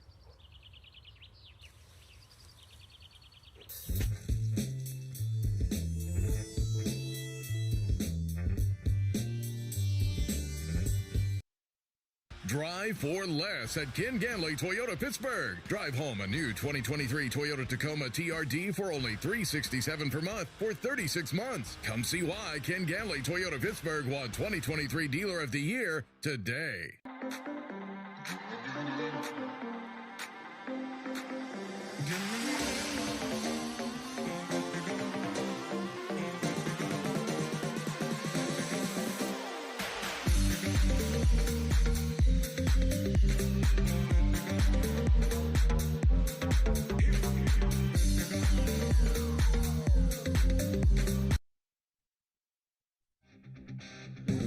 High above Imperial, Pennsylvania. Welcome back. It's halftime. Pittsburgh leads this one 14-0 over the Tampa Bay Inferno. And Inferno make the trip up to Pittsburgh, and we turned up the heat for them. So Passion have this 14-0 lead, and they're making their way back out onto the field for this second half. But let's take a look at how we got to this point. The first half highlights. And it all starts with Malarski getting the reception from Chavez, a 5-yard touchdown pass that capped off a 4-play, 49-yard drive to give the Passion an early 6-0 lead. Chavez would go down, and Sissy George would get in and go into the end zone on this 24-yard touchdown run. She plummets into the end zone, and the Passion have a 14-0 lead after that 2-point conversion was good. This was a big play for the Inferno, getting the turnover there, ripping it out of the hands of the running back and setting up shop. But the defense would full serve for the Passion. Another turnover there that the Inferno were able to come away with, but the Pittsburgh Passion defense locks it down, and still the goose egg after one half of football, with Pittsburgh leading this one again 14-0. That second score was a 57-yard drive, 8 plays that George scored on. The 2-point conversion made it 14-0. And now let's take a look at the upcoming schedule for the Pittsburgh Passion. And there it is, big one coming up in Week 4. The defending champs, the Boston Renegades at Boston. That one will be one everybody needs to circle, Jen, because it not only is a big game, but it also means everything to who's going to potentially, who has the home field advantage in the postseason. Absolutely. And, you know, they've had our number for the past couple meetings, and so it's definitely a hump that the Pittsburgh Passion want to get over. And I think they're quite capable. We just need to see how many of these injuries are long-lasting and game plan around that. You see there, we have the Passion kicking it back over to Tampa Bay. Tampa won the toss beginning of this game and deferred, so they'll get the ball to start quarter number 3.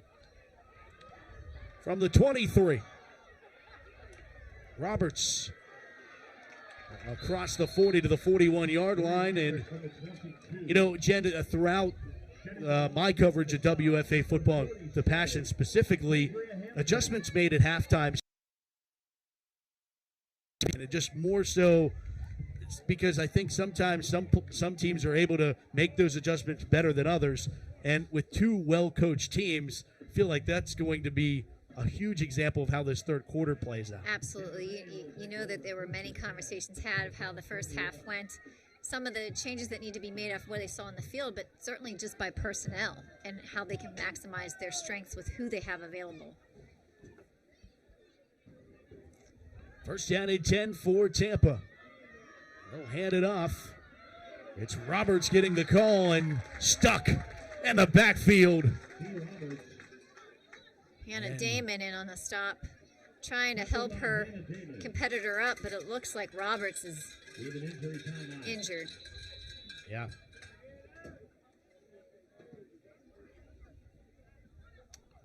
The Passion had their fair share in the first half of players to go down. We saw Pittsburgh's schedule. Let's look at Tampa's upcoming schedule. DC Divas are on deck for them. Then they'll have a date with the Alabama Fire, and then Boston Renegades at Boston. Boy, very convenient. Boston gets these games at home. And it seems like it's been that way for, Yeah. a couple years now. So I figured that the love should be shared for them to fly south here or there. Yeah, something.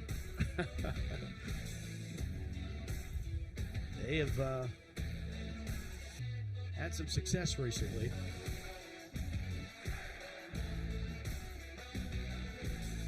Medical staff still out tending to Wheeler Roberts.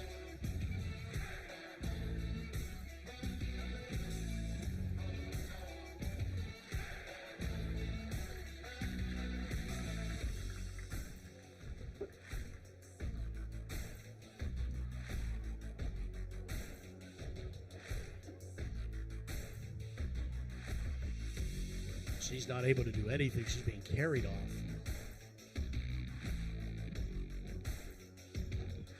Going to bring up a second down at 12 coming up here for Tampa.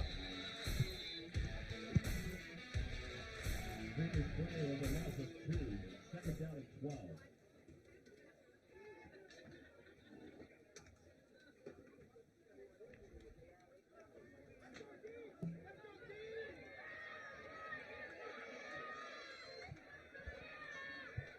Second down, 12 from the 39. Hand it off. New running back getting the carry.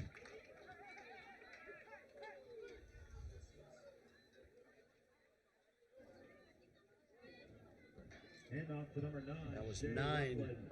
Shayla Rutland. Get a little chippy between her and Damon.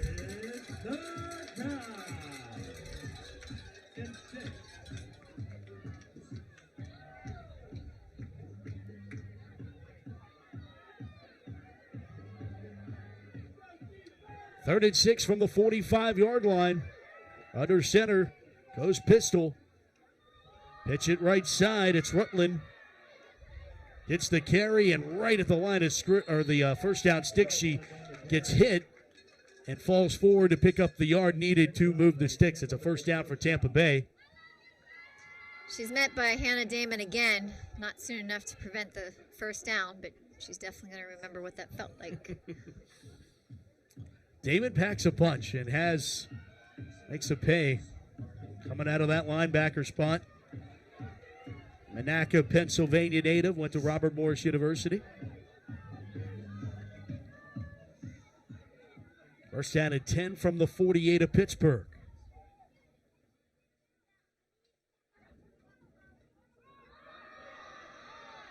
And off right side. This time gets Houghton on the carry, and she gets upended. There's a flag down. Jasmine Jones, Damon, Devin Pierce all there.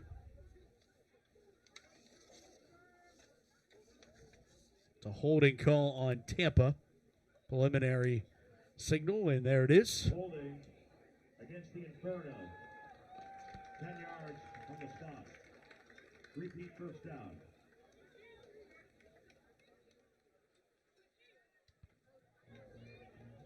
Kind of been the Achilles heel, if you will, for Tampa today, is they've had a lot of opportunities to get in good field position, and some penalties in some key times have cost them.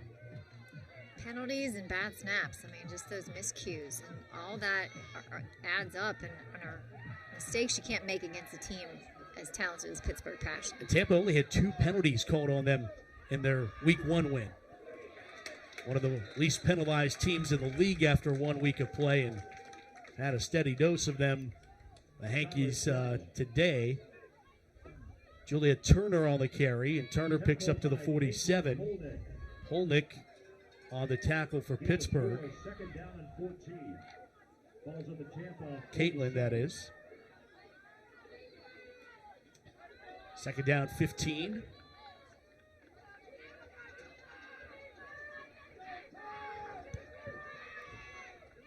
Ball on the floor. Pistol picks it up, throws it backwards to her tailback, Turner. Turner turns the corner and is able to some way make a 3-yard gain out of this craziness.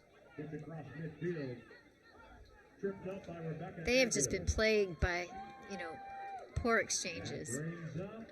And they need to shore that up if they have any hopes of getting into this game.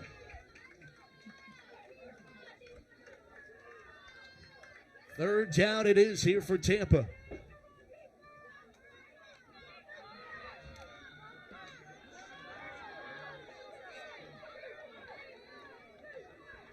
All rests at the midfield stripe.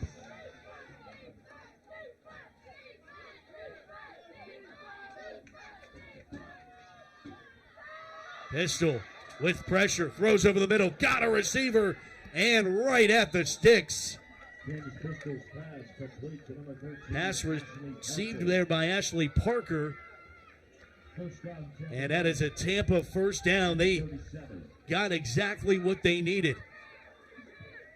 It's very similar to the play we saw the Passion try to implement on third down with Meister, who just happened to drop it in that open space.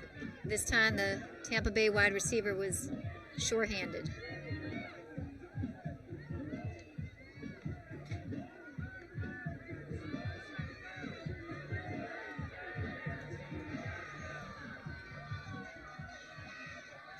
First down and 10 for Tampa on the 37-yard line of Pittsburgh.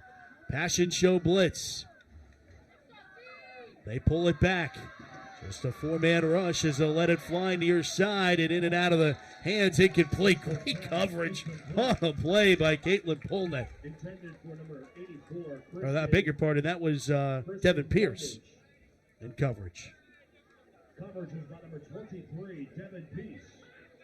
And again, Pistol just slightly overthrowing her wide receiver, but Devin Pierce right in her hip pocket.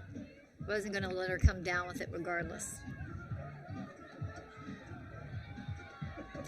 Second down, 10 at the 37.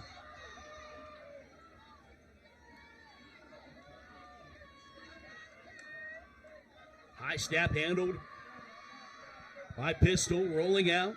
Throwing, got a receiver, far sideline. It's completed. On the reception, Bree Roberts steps out of bounds. It's a first down, Tampa. And one of the Passion defensive backs tried to step in front of this and ended up not making the catch. That was number 5, LaWanda Pearson, trying to break on the ball. Just centimeters off, allowing Tampa Bay to bring that one in. Welcome those of you tuned in on the Women's Sports Network tonight. WFA Game of the Week, 9:21 to play here in the third. 14-0 Pittsburgh, but Tampa driving at the 22. Pistol under pressure, stepping up, has George coming down from behind her. She's able to evade her and run out of bounds. Pistol directs traffic. Great pressure by the Passion defense. Ran out of bounds by Peace. Devin Peace again making sure that Pistol was not going to take off with any more. Officially, they give her 1, 2nd and 9.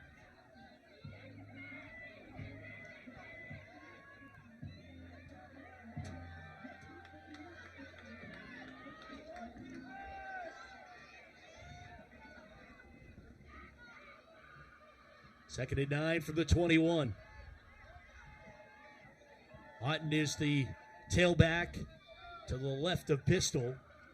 She gets the call. Into that interior line of Pittsburgh. Picks up a couple. Niedermeyer's or Bovic. Tackled by Polnick. Polnick in on the tackle. Gain is to the 17-yard line.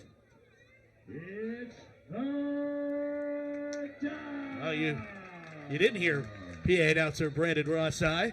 It's third down. 3rd and 4 from the 17.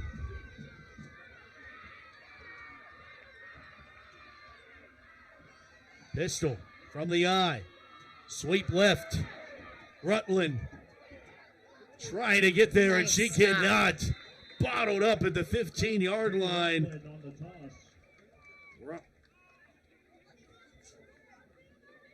Forced to the inside. Samantha Roberts. Caitlin Polnick.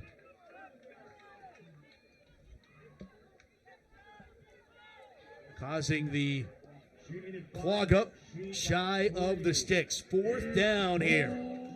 And you can see the difference Polnick makes on that defense. A few times she was out while she was hurt. Her presence was missed.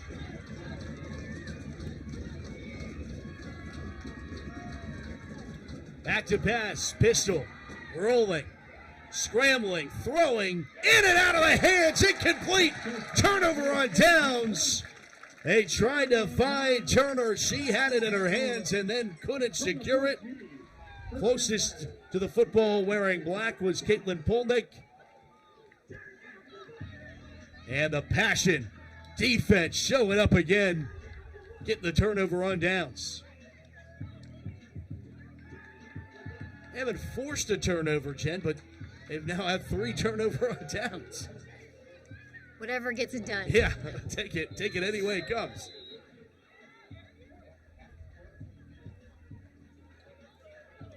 Passion have the football now from their own 14-yard line.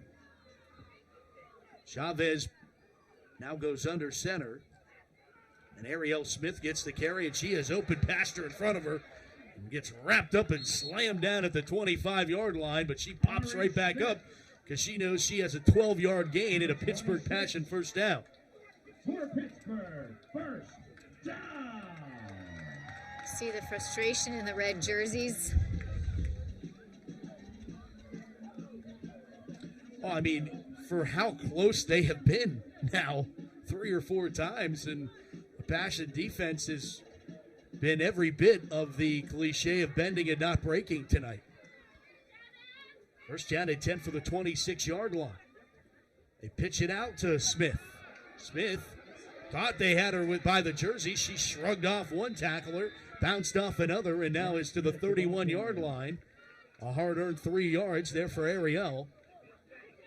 First contact by Castro. Gain of 3, second down. 7 to go.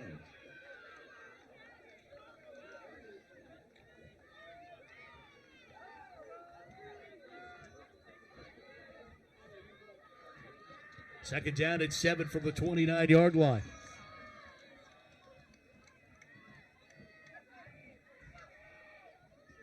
Roll it out at Chavez. Stop it. Pop it. The middle of the field, and it's incomplete. Trying to get a call there. Incomplete. Meister, the intended receiver. Number 4, Jen Marshall. Jen Marshall, number 4 for the Inferno, with the good coverage.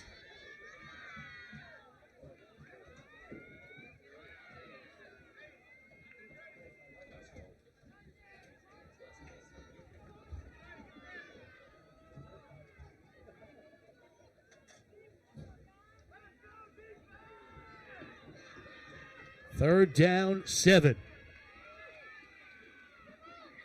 Ball's on the carpet. Tampa says they have it. Officials say they do not. It's Pittsburgh ball, but it's 4th down. It'll still be 4th down and 11. 4th down, punt unit's going to come out here. But Pittsburgh a lot happier to be punting here than handing the ball off at the 25-yard line. Yes, indeed. Back deep, number 1, Bree Roberts for Tampa Bay.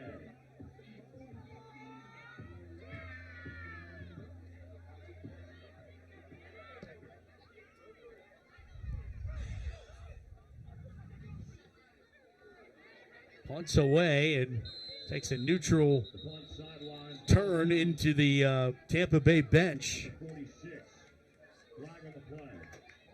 It's a flag down.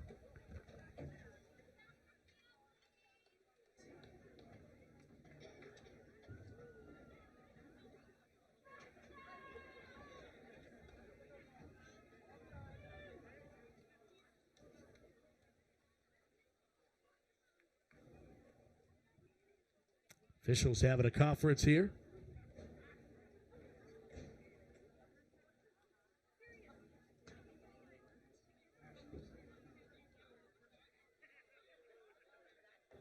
Coming over to the Passion sideline, so likely a decision to take where the ball went out of bounds or to re-kick.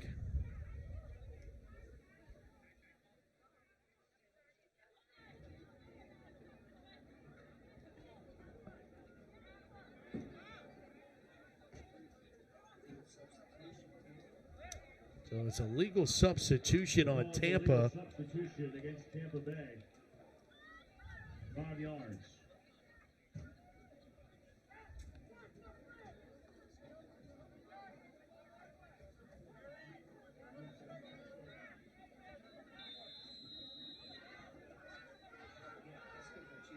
Fourth down, and they'll go back to another opportunity to punt the football here. Meister back to punt. She's going to take off. Now rugby style punt right to the 42-yard line. There's a big time scrum that was taking place away from the return. Bree Roberts on the return for the Inferno, and it will be Inferno football, but we're going to have to take a look at what this flag is going to end up in. Seems like Airgood is the one who brought ball carrier down. You have Devin Peace arguing that she for a flag, and you saw a flag thrown. Holding against Tampa Bay. 10-yard penalty from the spot. The Inferno will start 1st and 10 from the 35. So they're going to take the penalty back at the 35-yard line. So again, the Inferno have a good opportunity, have good field position, get the ball back, and game's far from over with just being a 2-score ball game. But instead of being close to the midfield stripe, started your own 35 because of the penalty.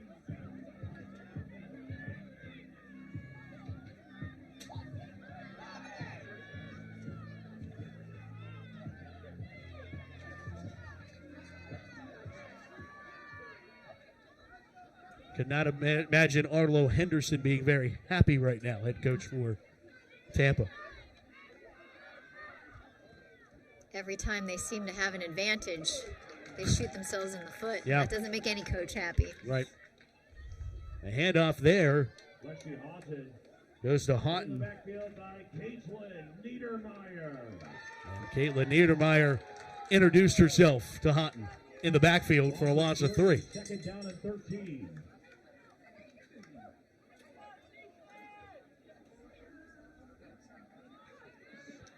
Ball at the 32. Coming up on the 4-minute mark of this 3rd quarter. Quick hitter. And a burst of speed from Julia Turner. We've seen her be able to turn it on at times tonight. And she does so there, moves the sticks. an impressive run, and as she said, she's a powerful runner, and as she hits that second level of speed, it's just impossible for these black jerseys to meet her standing up. First and 10 for the 46. Again, Turner. Bouncing off a couple. Another first down into Passion territory at the 38-yard line. She does a great job of just keeping those legs moving, and you can see how that's how she's able to shed those tacklers. It's impressive to watch. Couple too many arm tackles from the big-bodied Turner. First and 10 for the 38-yard line. They hand it off. And why not? A steady dose to 23 in red and black, and she'll pick her way to the 31-yard line here. Hannah Damon coming back in. You don't really see her getting too many spells on the sideline. Hopefully that'll shore up the middle. Meanwhile, something to keep an eye on is Akai Chavez is on the trainer's table taking off her shoe right now, so hopefully just getting tape adjusted. Second down and 3 for the 31-yard line, and now they hand it off to Rutland, and Rutland is planted quickly. Caitlin Niedermeyer. Tackled alive by Caitlin Niedermeyer. Third down and 3 at the 31-yard line, and can the Passion defense close the door again?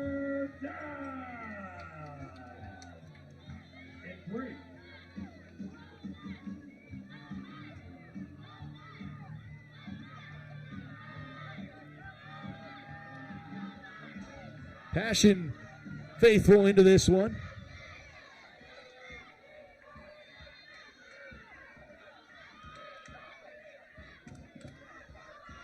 Quick hitter handoff that will pick up the first down from the preliminary spot. That's Houghton getting the carry this time and moving the sticks for Tampa. Also, ladies and gentlemen, get your 50-50 tickets ready. We have drawn the winning ticket. It is an orange ticket. I want to remind you that the third quarter is brought to you by Post-Acute Medical, providing high-quality post-acute healthcare services. Post-Acute Medical bringing you tonight's third quarter.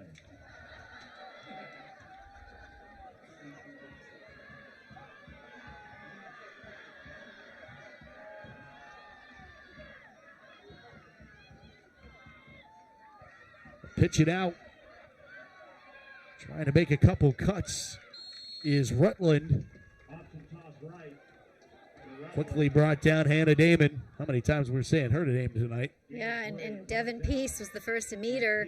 Hannah Damon cleaning her up. The winning ticket for the 50-50 raffle is 856. Second down, 7 at the 24-yard line. Waning moments here in the third quarter. 510. $348 to the winner. If you have that ticket, please head to the merchandise booth and claim your prize.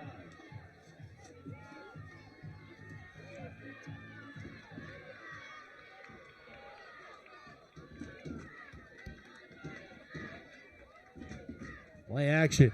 Pistol with Niedermeyer in her face, throws it away. And Passion faithful asking for intentional grounding. They'll not be granted that. On the hurry, number 77, Caitlin Niedermeyer.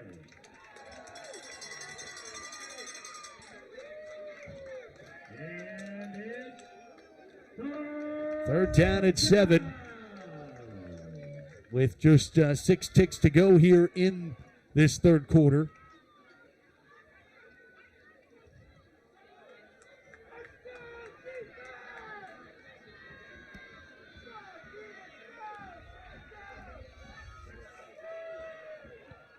From the eye.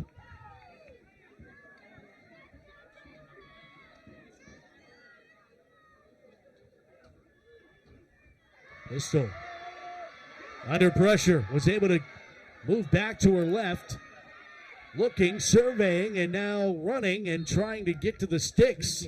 And she's going to be about 2 yards shy of them. And we'll have to figure out how this one ends in the fourth when we come back. 14-0. Pittsburgh leads Tampa Bay, and you're watching it all here on the Passion Football Network. Back with the fourth after this. Drive for less at Ken Ganley Toyota Pittsburgh. Drive home a new 2023 Toyota Tacoma TRD for only $367 per month for 36 months. Come see why Ken Ganley Toyota Pittsburgh won 2023 Dealer of the Year today. Most individuals, when they have an injury, they want to get back immediately, whether that is getting back to work or getting back to sport or getting to their next yoga workout. We really want to give them pain-free function and mobility as best we can for the extent of their lives, so they can be active, so they can enjoy being with their loved ones.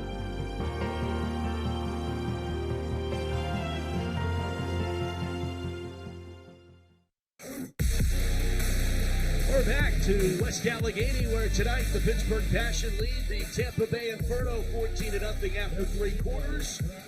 Aerial look there at West Allegheny's Joe P. DiMichele Stadium as we get ready for quarter number 4 as Pittsburgh trying to go for 2-0 against their sibling rival.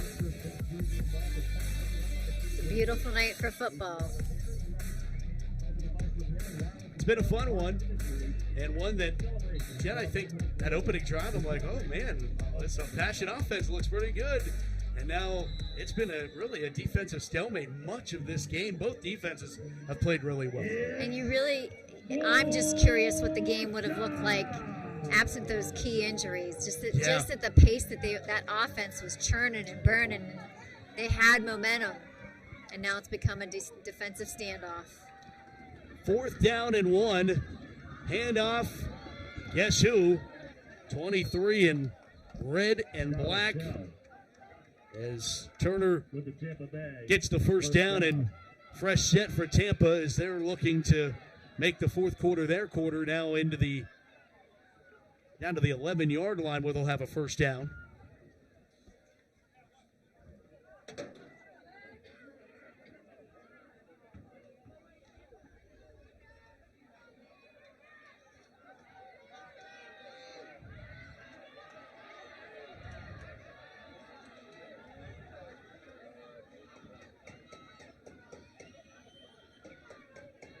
Oh, bobbled the snap. Ball still on the floor. Bubble on the snap. Tampa is able to pounce on it. This would be just what the Passion doctor ordered. Right. Boy, the Inferno dodged a bullet there. Again, it's been sort of their par for the course today. Every time that they have got some momentum on their side of the ball, a costly error. Fourth quarter is brought to you by McGee Women's Research Institute and Foundation, proud partner of the Pittsburgh Passion. Together we are changing the way the world treats women on and off the field.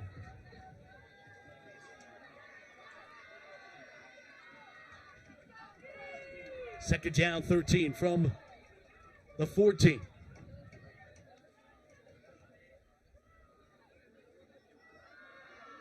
Pitch right, goes to Turner. Almost got it, a good open field tackle. Turner turns it back upfield and gets inside the 5, down to the 4. That was Jasmine Jones, who tried to meet Turner in the backfield. She showed you that fancy footwork again to escape that tackle. Almost found her way to the end zone. It's third down. Third down and 2. It's really about 3.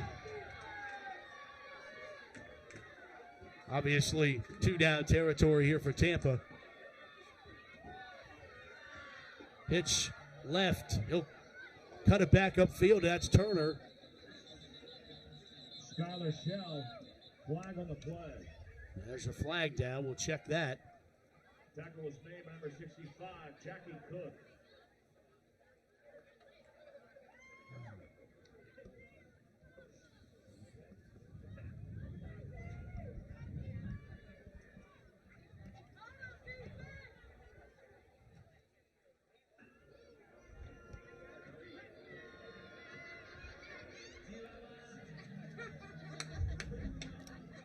The official, Offside. it's an offside on Pittsburgh. So it's going to be a third down. Half the distance to the goal.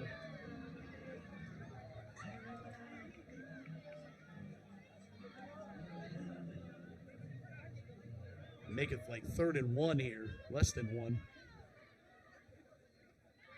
That'll bring up 3rd down and about the length of the football.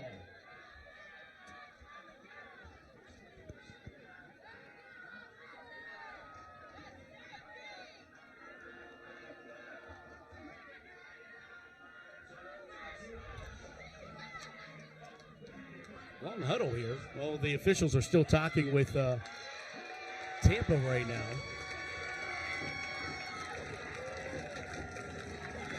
Yeah, let's give it time for the Passion to get there. Faithful in it. Great crowd in attendance tonight.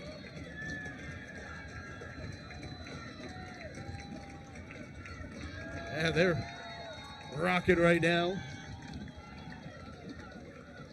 Good shot of the Passion faithful. Made it out on a beautiful night here in the West Hills of Pittsburgh.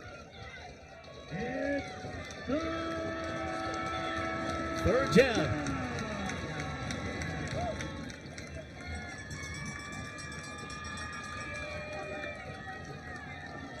Pistol hands it off to Turner. She's going nowhere. She was just absolutely stuffed.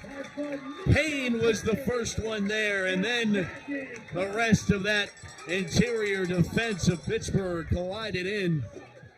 It's 4th down and 2 now.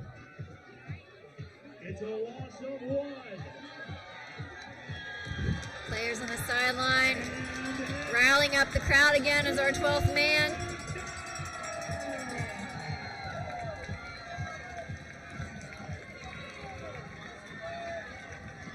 Pistol from under. Side, Turner again. Turner's into the end zone. Touchdown, Tampa. Touchdown, Inferno. Juliet Turner has found the end zone, and for the first time tonight, Tampa on the board.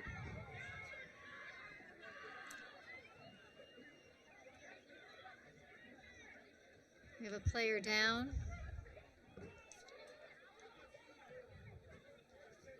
Maybe 77 Niedermeyer? Hard to tell from here.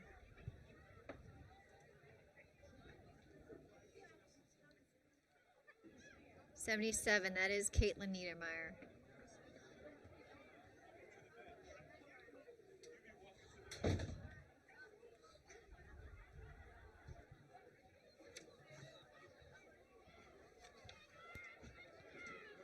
She popped right back up. That's good to see.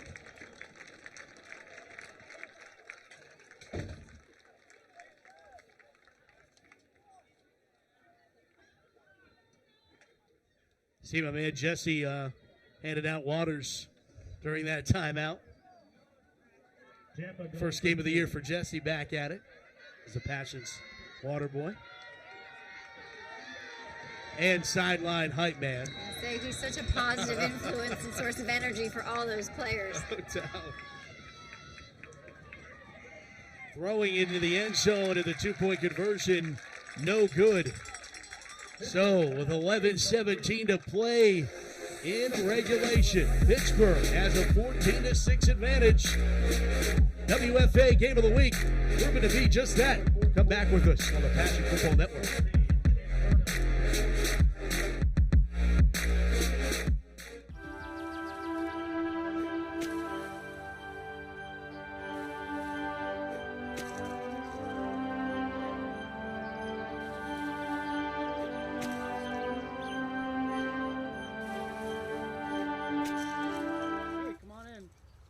Dinner.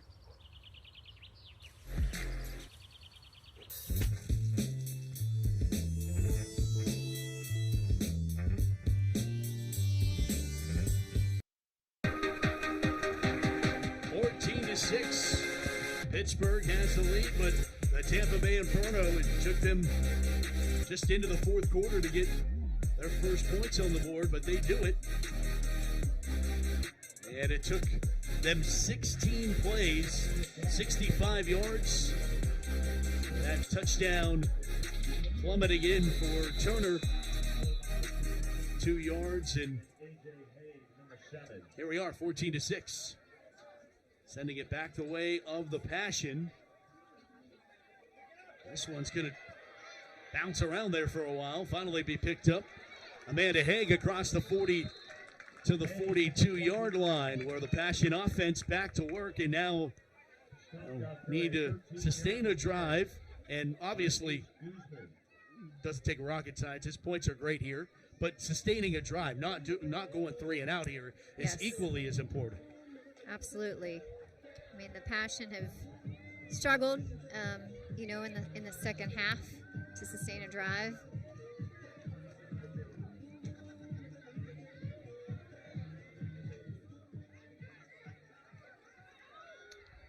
First and 10 from the 42-yard line for Pittsburgh. And it looks like Sissy George is back in at quarterback. She'll keep her, call her own number there to the 45-yard line, pick up 3. Mentioned we had seen Chavez on the trainer's table. I don't know if that was just situational or looks like she's going to take the next snap here too. Yeah, Chavez is sitting on the bench, helmet off. They had retaped the ankle. Don't know how much they're going to test it, though. Yeah. Second down at 7 from the 45-yard line. Back to pass. She'll throw across the middle. Got her receiver on the slant route. On the reception, Pittsburgh hooking up with Ellie Malarski for a Passion first down. And you're just going to see an exhibition of Ellie's athleticism, the way she is able to retain the ball, maintain her balance, and get those extra yards after the catch. Simply amazing. Yeah, just those couple extra yards and the athleticism it takes to do it. One of the Passion captains in Malarski. One of many Slippery Rock graduates on this Pittsburgh Passion squad. And will be the home of the Passion for one game this year. Playing up at Slippery Rock. George, a little pump fake. Rolls here to the right side. Pressure's coming. Throws it away. Incomplete. Georgia's pass incomplete. Pressure by number 93, Alex Houston. I think she might have been a little bit surprised on the pressure she was feeling from the backside there. Yep.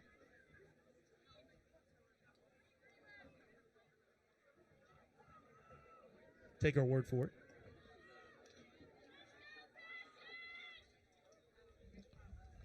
Second down, 10.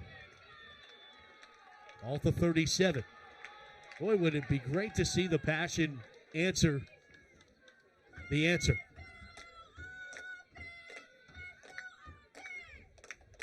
Pressure coming. George keeps, shrugs off one would-be, sidesteps another, jukes up and another. How about Sissy George juking and jiving her way to the 33-yard line?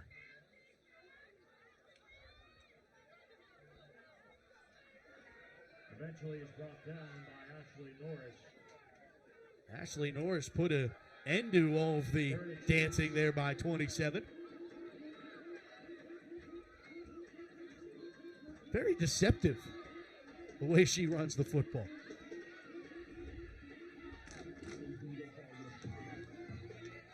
It's almost like she deploys these little bursts of speed, which isn't easy to do. Right.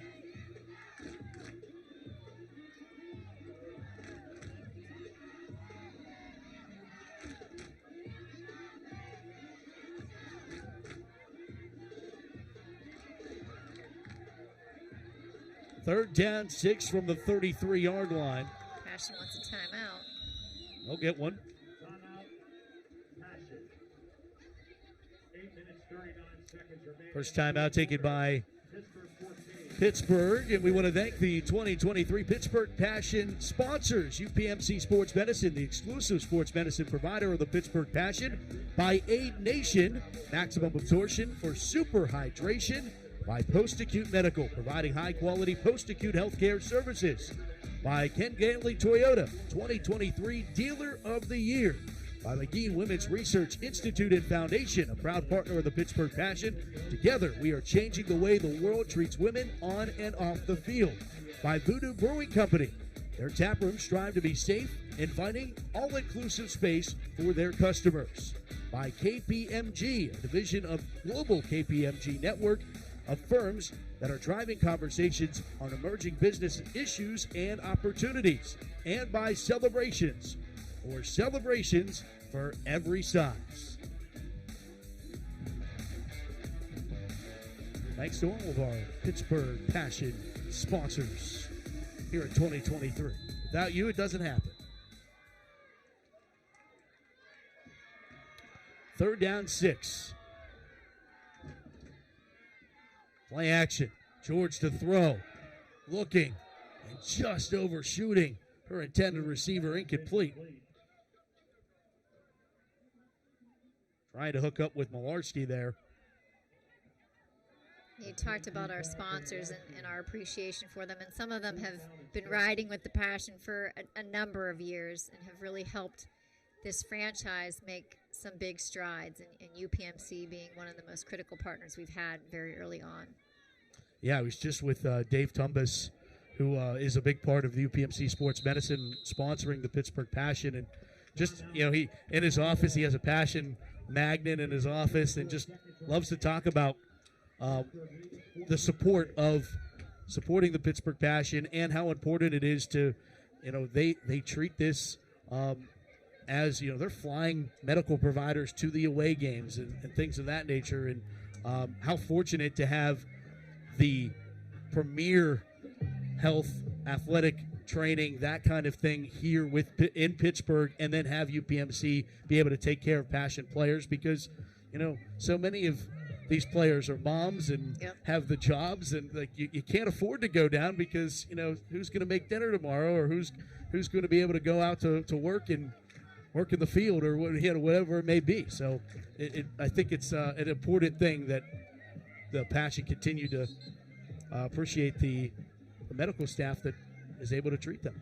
Well, and Dr. Freddie Fu and Dr. Tanya Hagan, both who, God love them, are no longer with us, were, so impactful, and their offices were adorned of jerseys and helmets, and they just loved being with us, and that was amazing to us too. They were true fans and professionals. 4th down and 6. Throwing is George. Jump ball, and it's incomplete. Payne was the intended receiver. And it will be a turnover on downs. Just to finish that thought, you mentioned Freddie Fu, and of course, David's office is inside the Freddie Fu Sports Athletic Training Building for UPMC, and I mean the placards and the trophies and the awards. It's just having just been there the other day, it's bizarre, not to mention the fact that they still have Freddie's office roped off. They have not given that office is not going to be anybody else's. Yeah.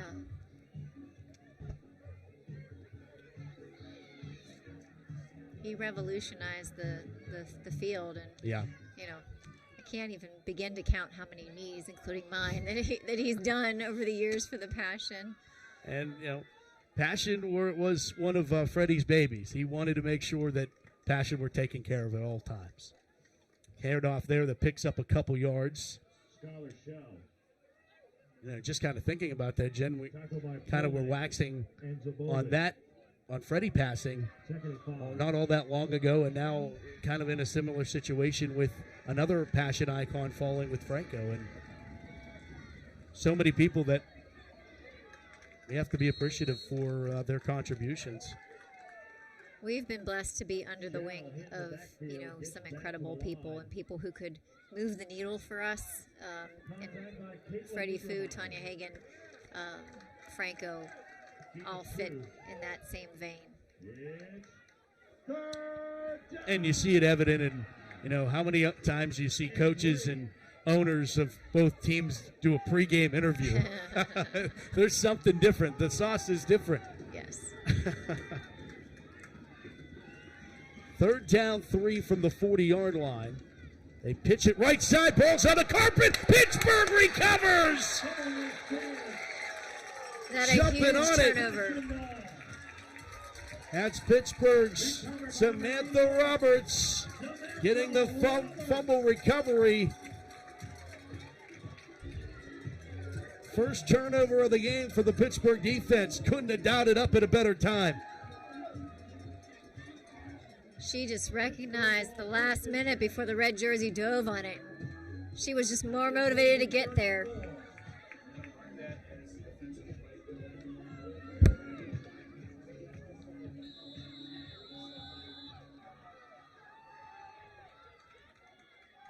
First down and 10 from the 34. And it's Smith bouncing off one tackler, going between two more. Pops right back up shy of the 20-yard line. Ariel Smith with a burst of speed. She may have gotten knocked off her feet there by the Inferno defender, but it looks like the Inferno defender got the worst of that impact. That was a collision up there.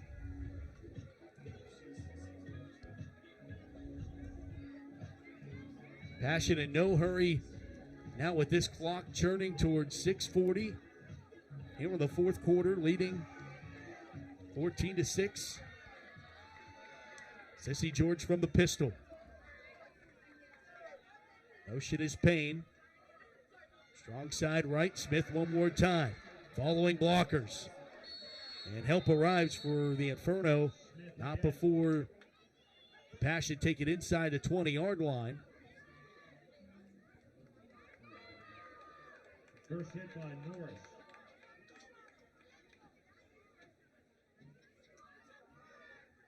Second down and 6. 6 minutes to go.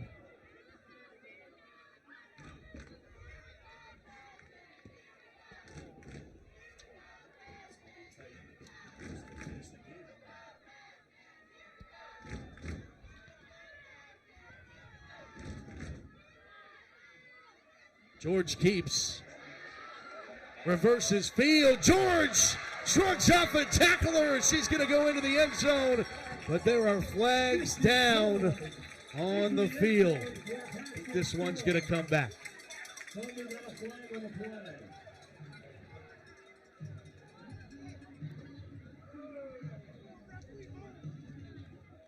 in the back against Pittsburgh. The touchdown will not. So it's a block in the back. That takes away Alyssa Sissy George. Second score of the night. You can tell the Passion fans don't like that call. I bet you Sissy George is even more disappointed. There's nothing more deflating. You're celebrating in the joy of a score, and then you hear that announcer say, there's a flag on the play. Been there.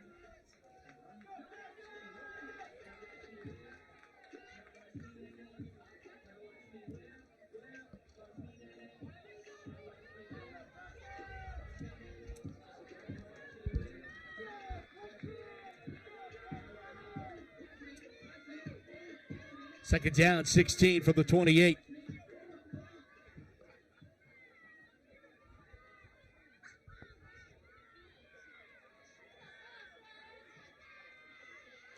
Smith, another carry to the 25.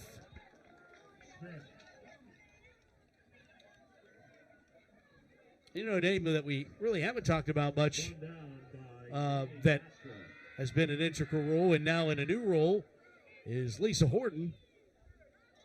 Still as defensive coordinator, co-head coach with Teresa Kahn.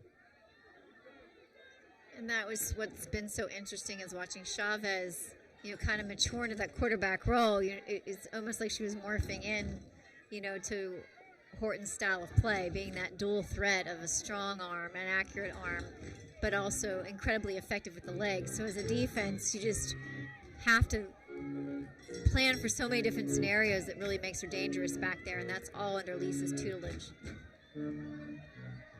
3rd and 13 at the 25. George gets the snap, looks left, doesn't like what she sees, reverses things here to the back to the near side. A lot of pressure, she'll throw it away, and there was no one in the vicinity. What are they going to say? Was she out of the box? Get back to the line of scrimmage. No. Flat. It took them a while, but it's the right call. Yes, I agree.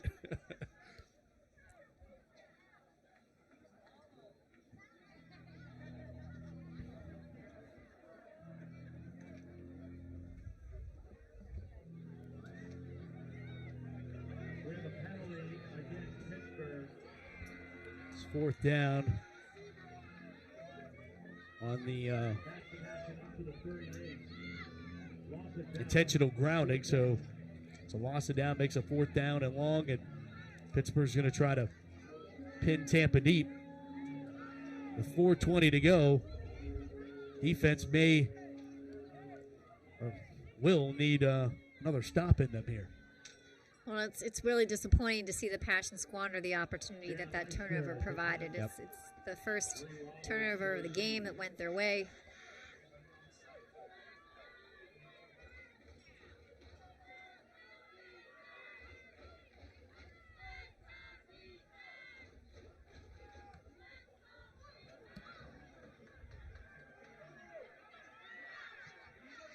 Roberts on the return.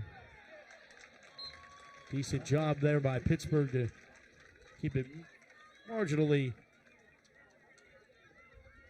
contained. At 22-yard line is where Tampa will begin. 1st down and 10.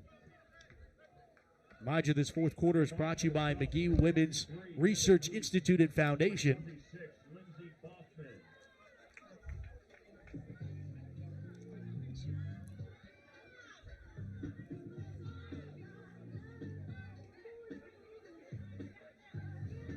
Inferno from the 23.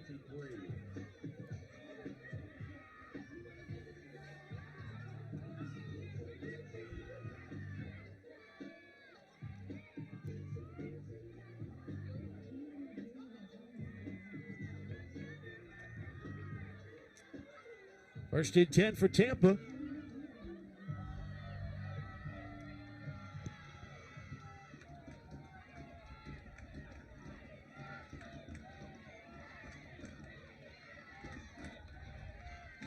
.23 is where they officially mark this drive to start. Pistol, pressure, hit as she throws, and it caused her to throw it a little bit sooner than she'd like to. Pittsburgh provided some big-time pressure. It was Keona Cash in the grill of Pistol, causing that short throw, 2nd down and 10.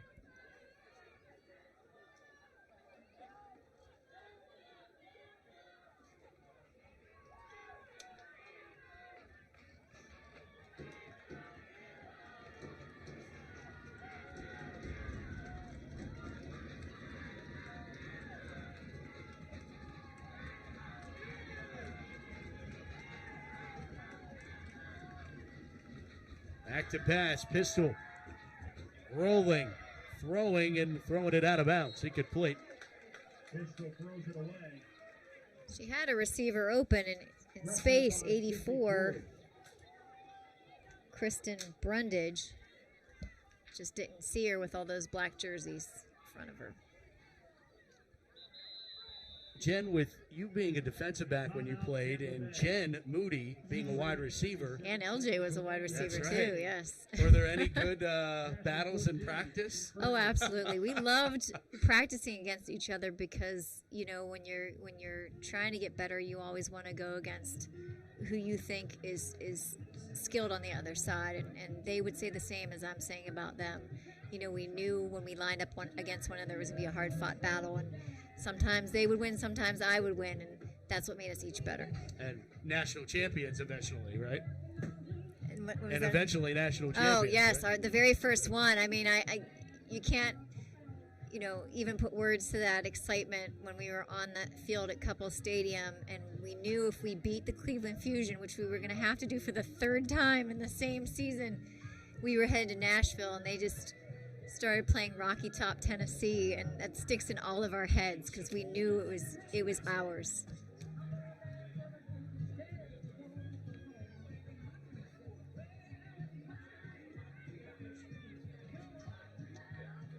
Three national championships to the Passion's credit.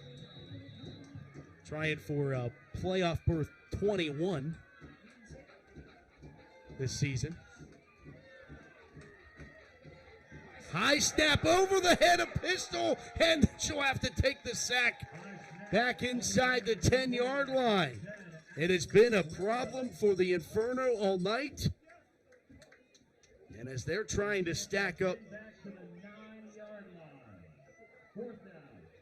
it's fourth down.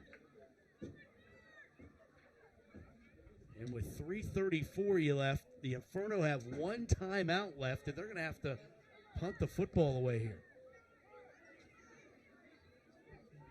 One of the moments that goes down in Passion history is one that involves Jen Moody. We made ESPN's top 10 plays of the game, and it was a corner of the end zone bomb from Horton to Moody, in which she just caught it, put her two little tiptoes down, and I remember we were out after the game, and we heard we had made it, and we were watching 10, 9, and you're like, how are we, even lower than that? And it was play number 7, and that's something we'll never forget.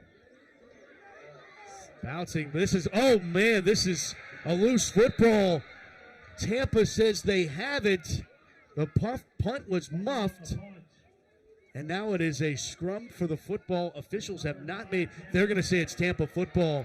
And a new life for the Inferno, punting from their own end zone. This is, you got to be yelling fire, fire, fire at this point. But it took a bounce right into the scrum and hit one of the Passion players that had already hit the ground. And Tampa's going to get new life here with 2:49 to play in the fourth quarter, and they trail by 8.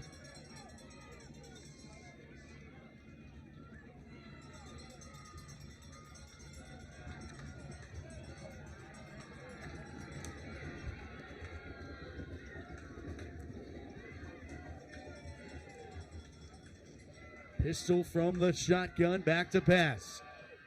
Throwing and overshooting everyone, but there's a flag down, and maybe the reason for that was some pass interference. On whose side? The Zebras will let us know.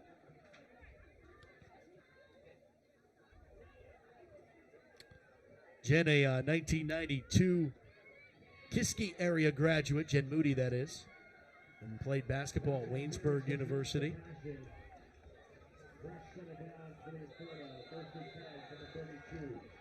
Cool to look back. It is. In present day, Passion defense need a big stop here on a first down and 10 from the 32. Little pump fake. Gonna throw it down the far sideline, in and out of the hands. Incomplete. Could have been a big time play for Tampa. And that is a giant exhale for the Pittsburgh Passion. She had at least 2 steps on the defender, just off her fingertips.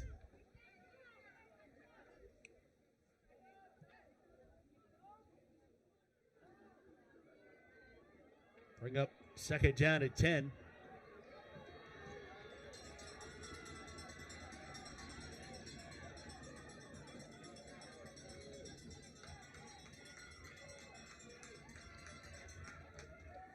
Back to pass one more time. Hit as she throws, and it's intercepted. Picked up by Pearson. Cut inside. Lawanda Pearson to the end zone. Touchdown, Pittsburgh.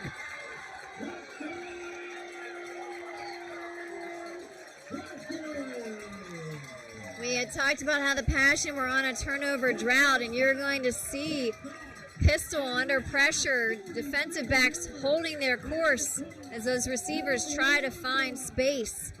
And then Pearson just closing on that ball and taking it all the way to the goal line. 47-yard touchdown run on the pick six for LaWanda Pearson. We talked about earlier today how she loves those interceptions and she loves to take them back to the house. And she plays aggressively. You know, yeah. there was a play earlier in the game that cost her when she tried to jump the route. This one, she was just perfectly timed, and then she turned on the jets, and it's see you later.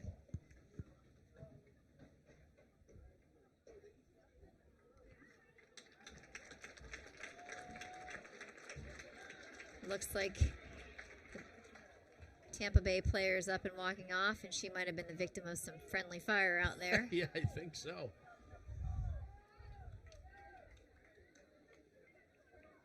And it looks like the Passion are just going to try to kick this extra point here. Madison Miller kicking for Pittsburgh. Abby Haney, the long snapper, has quite the fan grouping down there in the stands. Sissy George, the hold. And the three of them, teamwork makes the dream work and makes that extra point good. 21-6.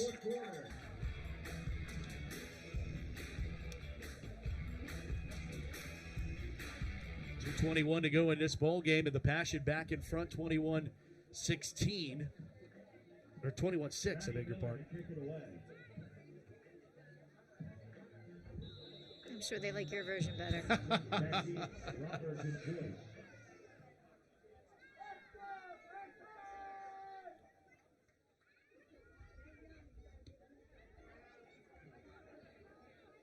Kick fielded on the bounce.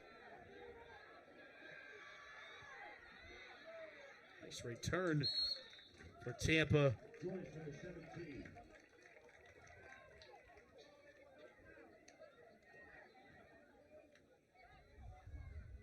Tampa on that return was Meg Joyce. That will be first down and 10 for Tampa. 2:12 to play.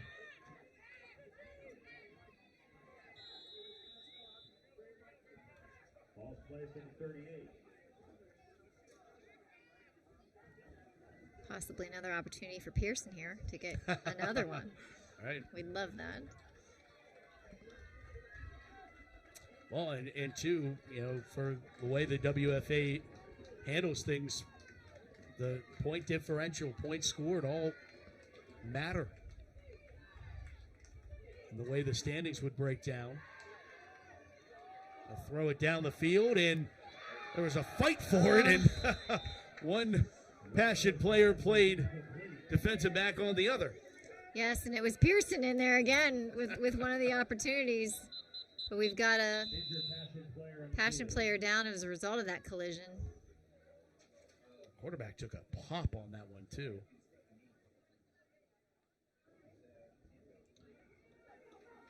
Tampa now has a second down at 10 at the 38-yard line.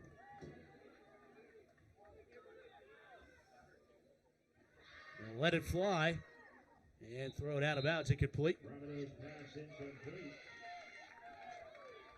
She's under an incredible amount of pressure and just has to release the ball fast, but she doesn't have the accuracy to do it. Does not. And the pressure has a lot to do with that, too. Pittsburgh's been getting a good amount of pressure.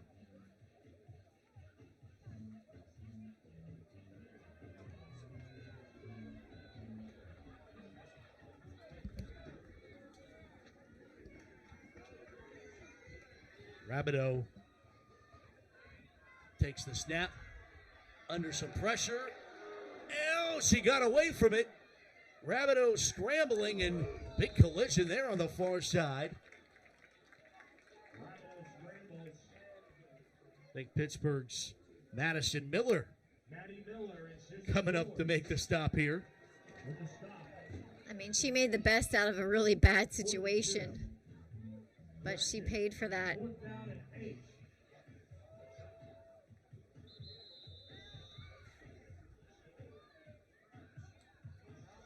Fourth down and 8.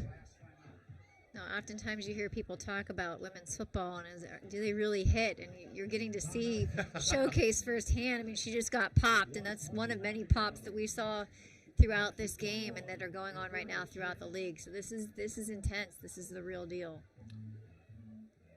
That's timeout Tampa. That's their final timeout of the ball game.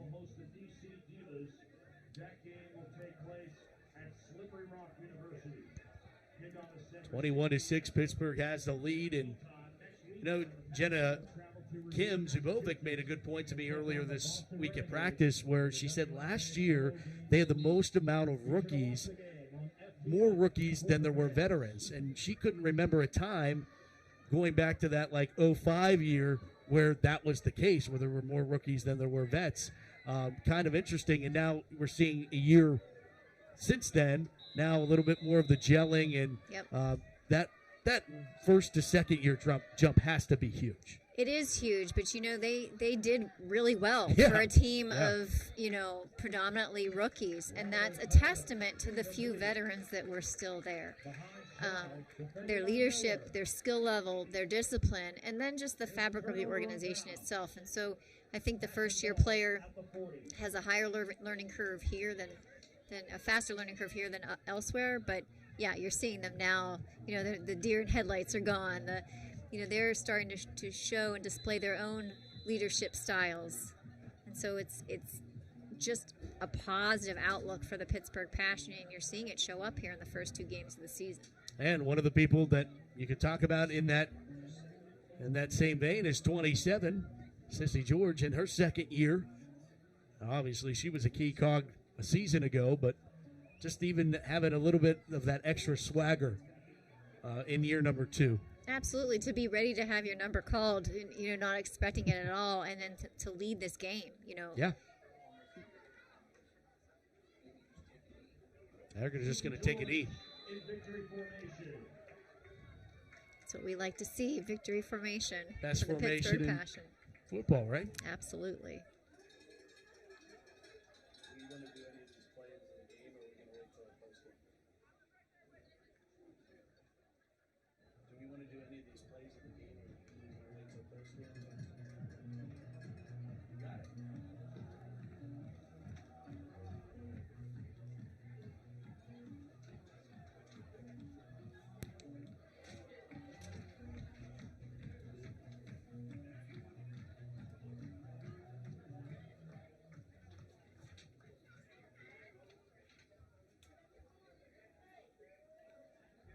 Another knee by George.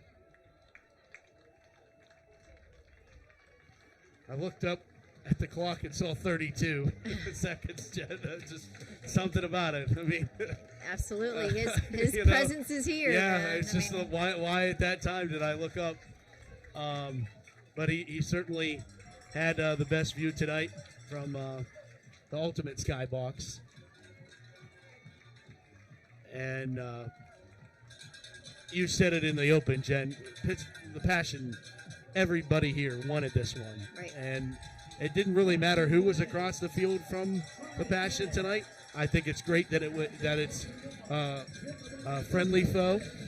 But this one is definitely going to be more than just a week 3 win.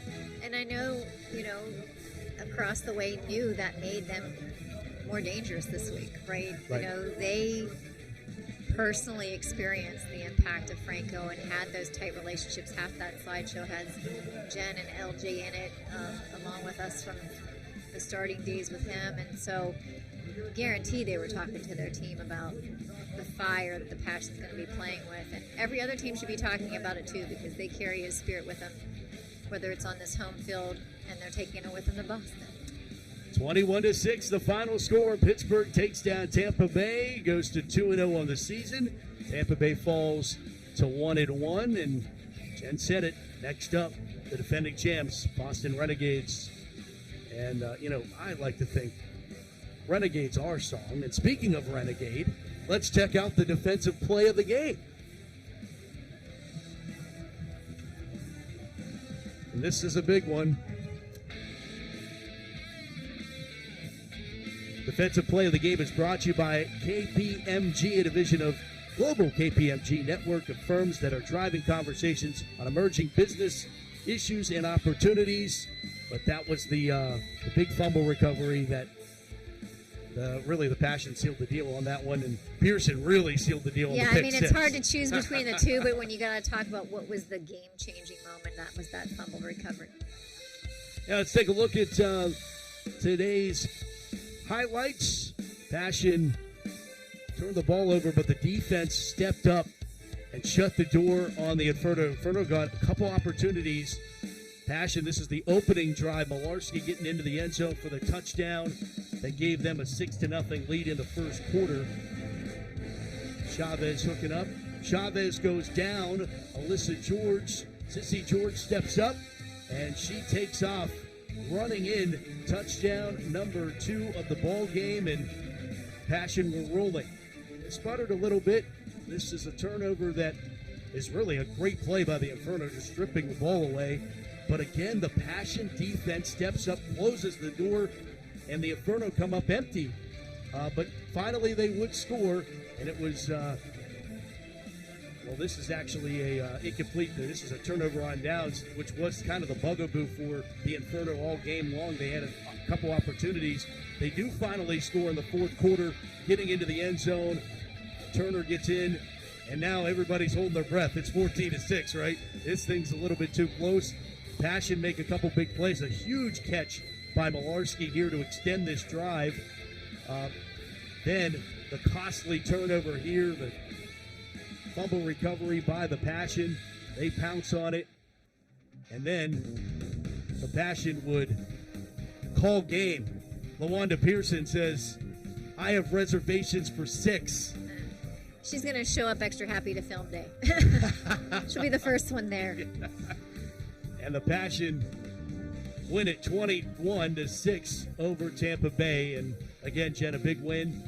But always something I love to see is both of these teams coming together at the end. And there is so much of the sisterhood involved with women's football and these two franchises. Again, friendly foes, and a great ball game today. Really exactly what I expected. Yeah, regardless of what team is across the field, at the end of the game, they're always going to come together. I mean, it's a common shared experience. All of us are doing this out of love of the game. It's an avocation, not a vocation. And so you're balancing and juggling a bazillion different things to make it happen, but you find the time to do it. You're playing through injury. You're playing through loss. You're playing through homelessness. I mean, there's stories across the league of just resiliency, and it's that bond that at the end of the game, regardless of the score, binds them.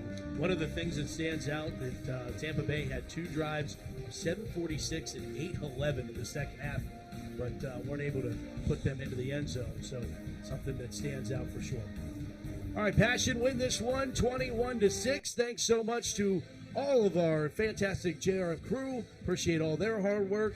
Appreciate Jen Cairns as always, and we'll talk to you next time as we'll go to Slippery Rock for the Passion in DC in a couple weeks. Thanks for watching, everybody. Good night. Thanks for watching Pittsburgh Passion Football on the Passion Football Network.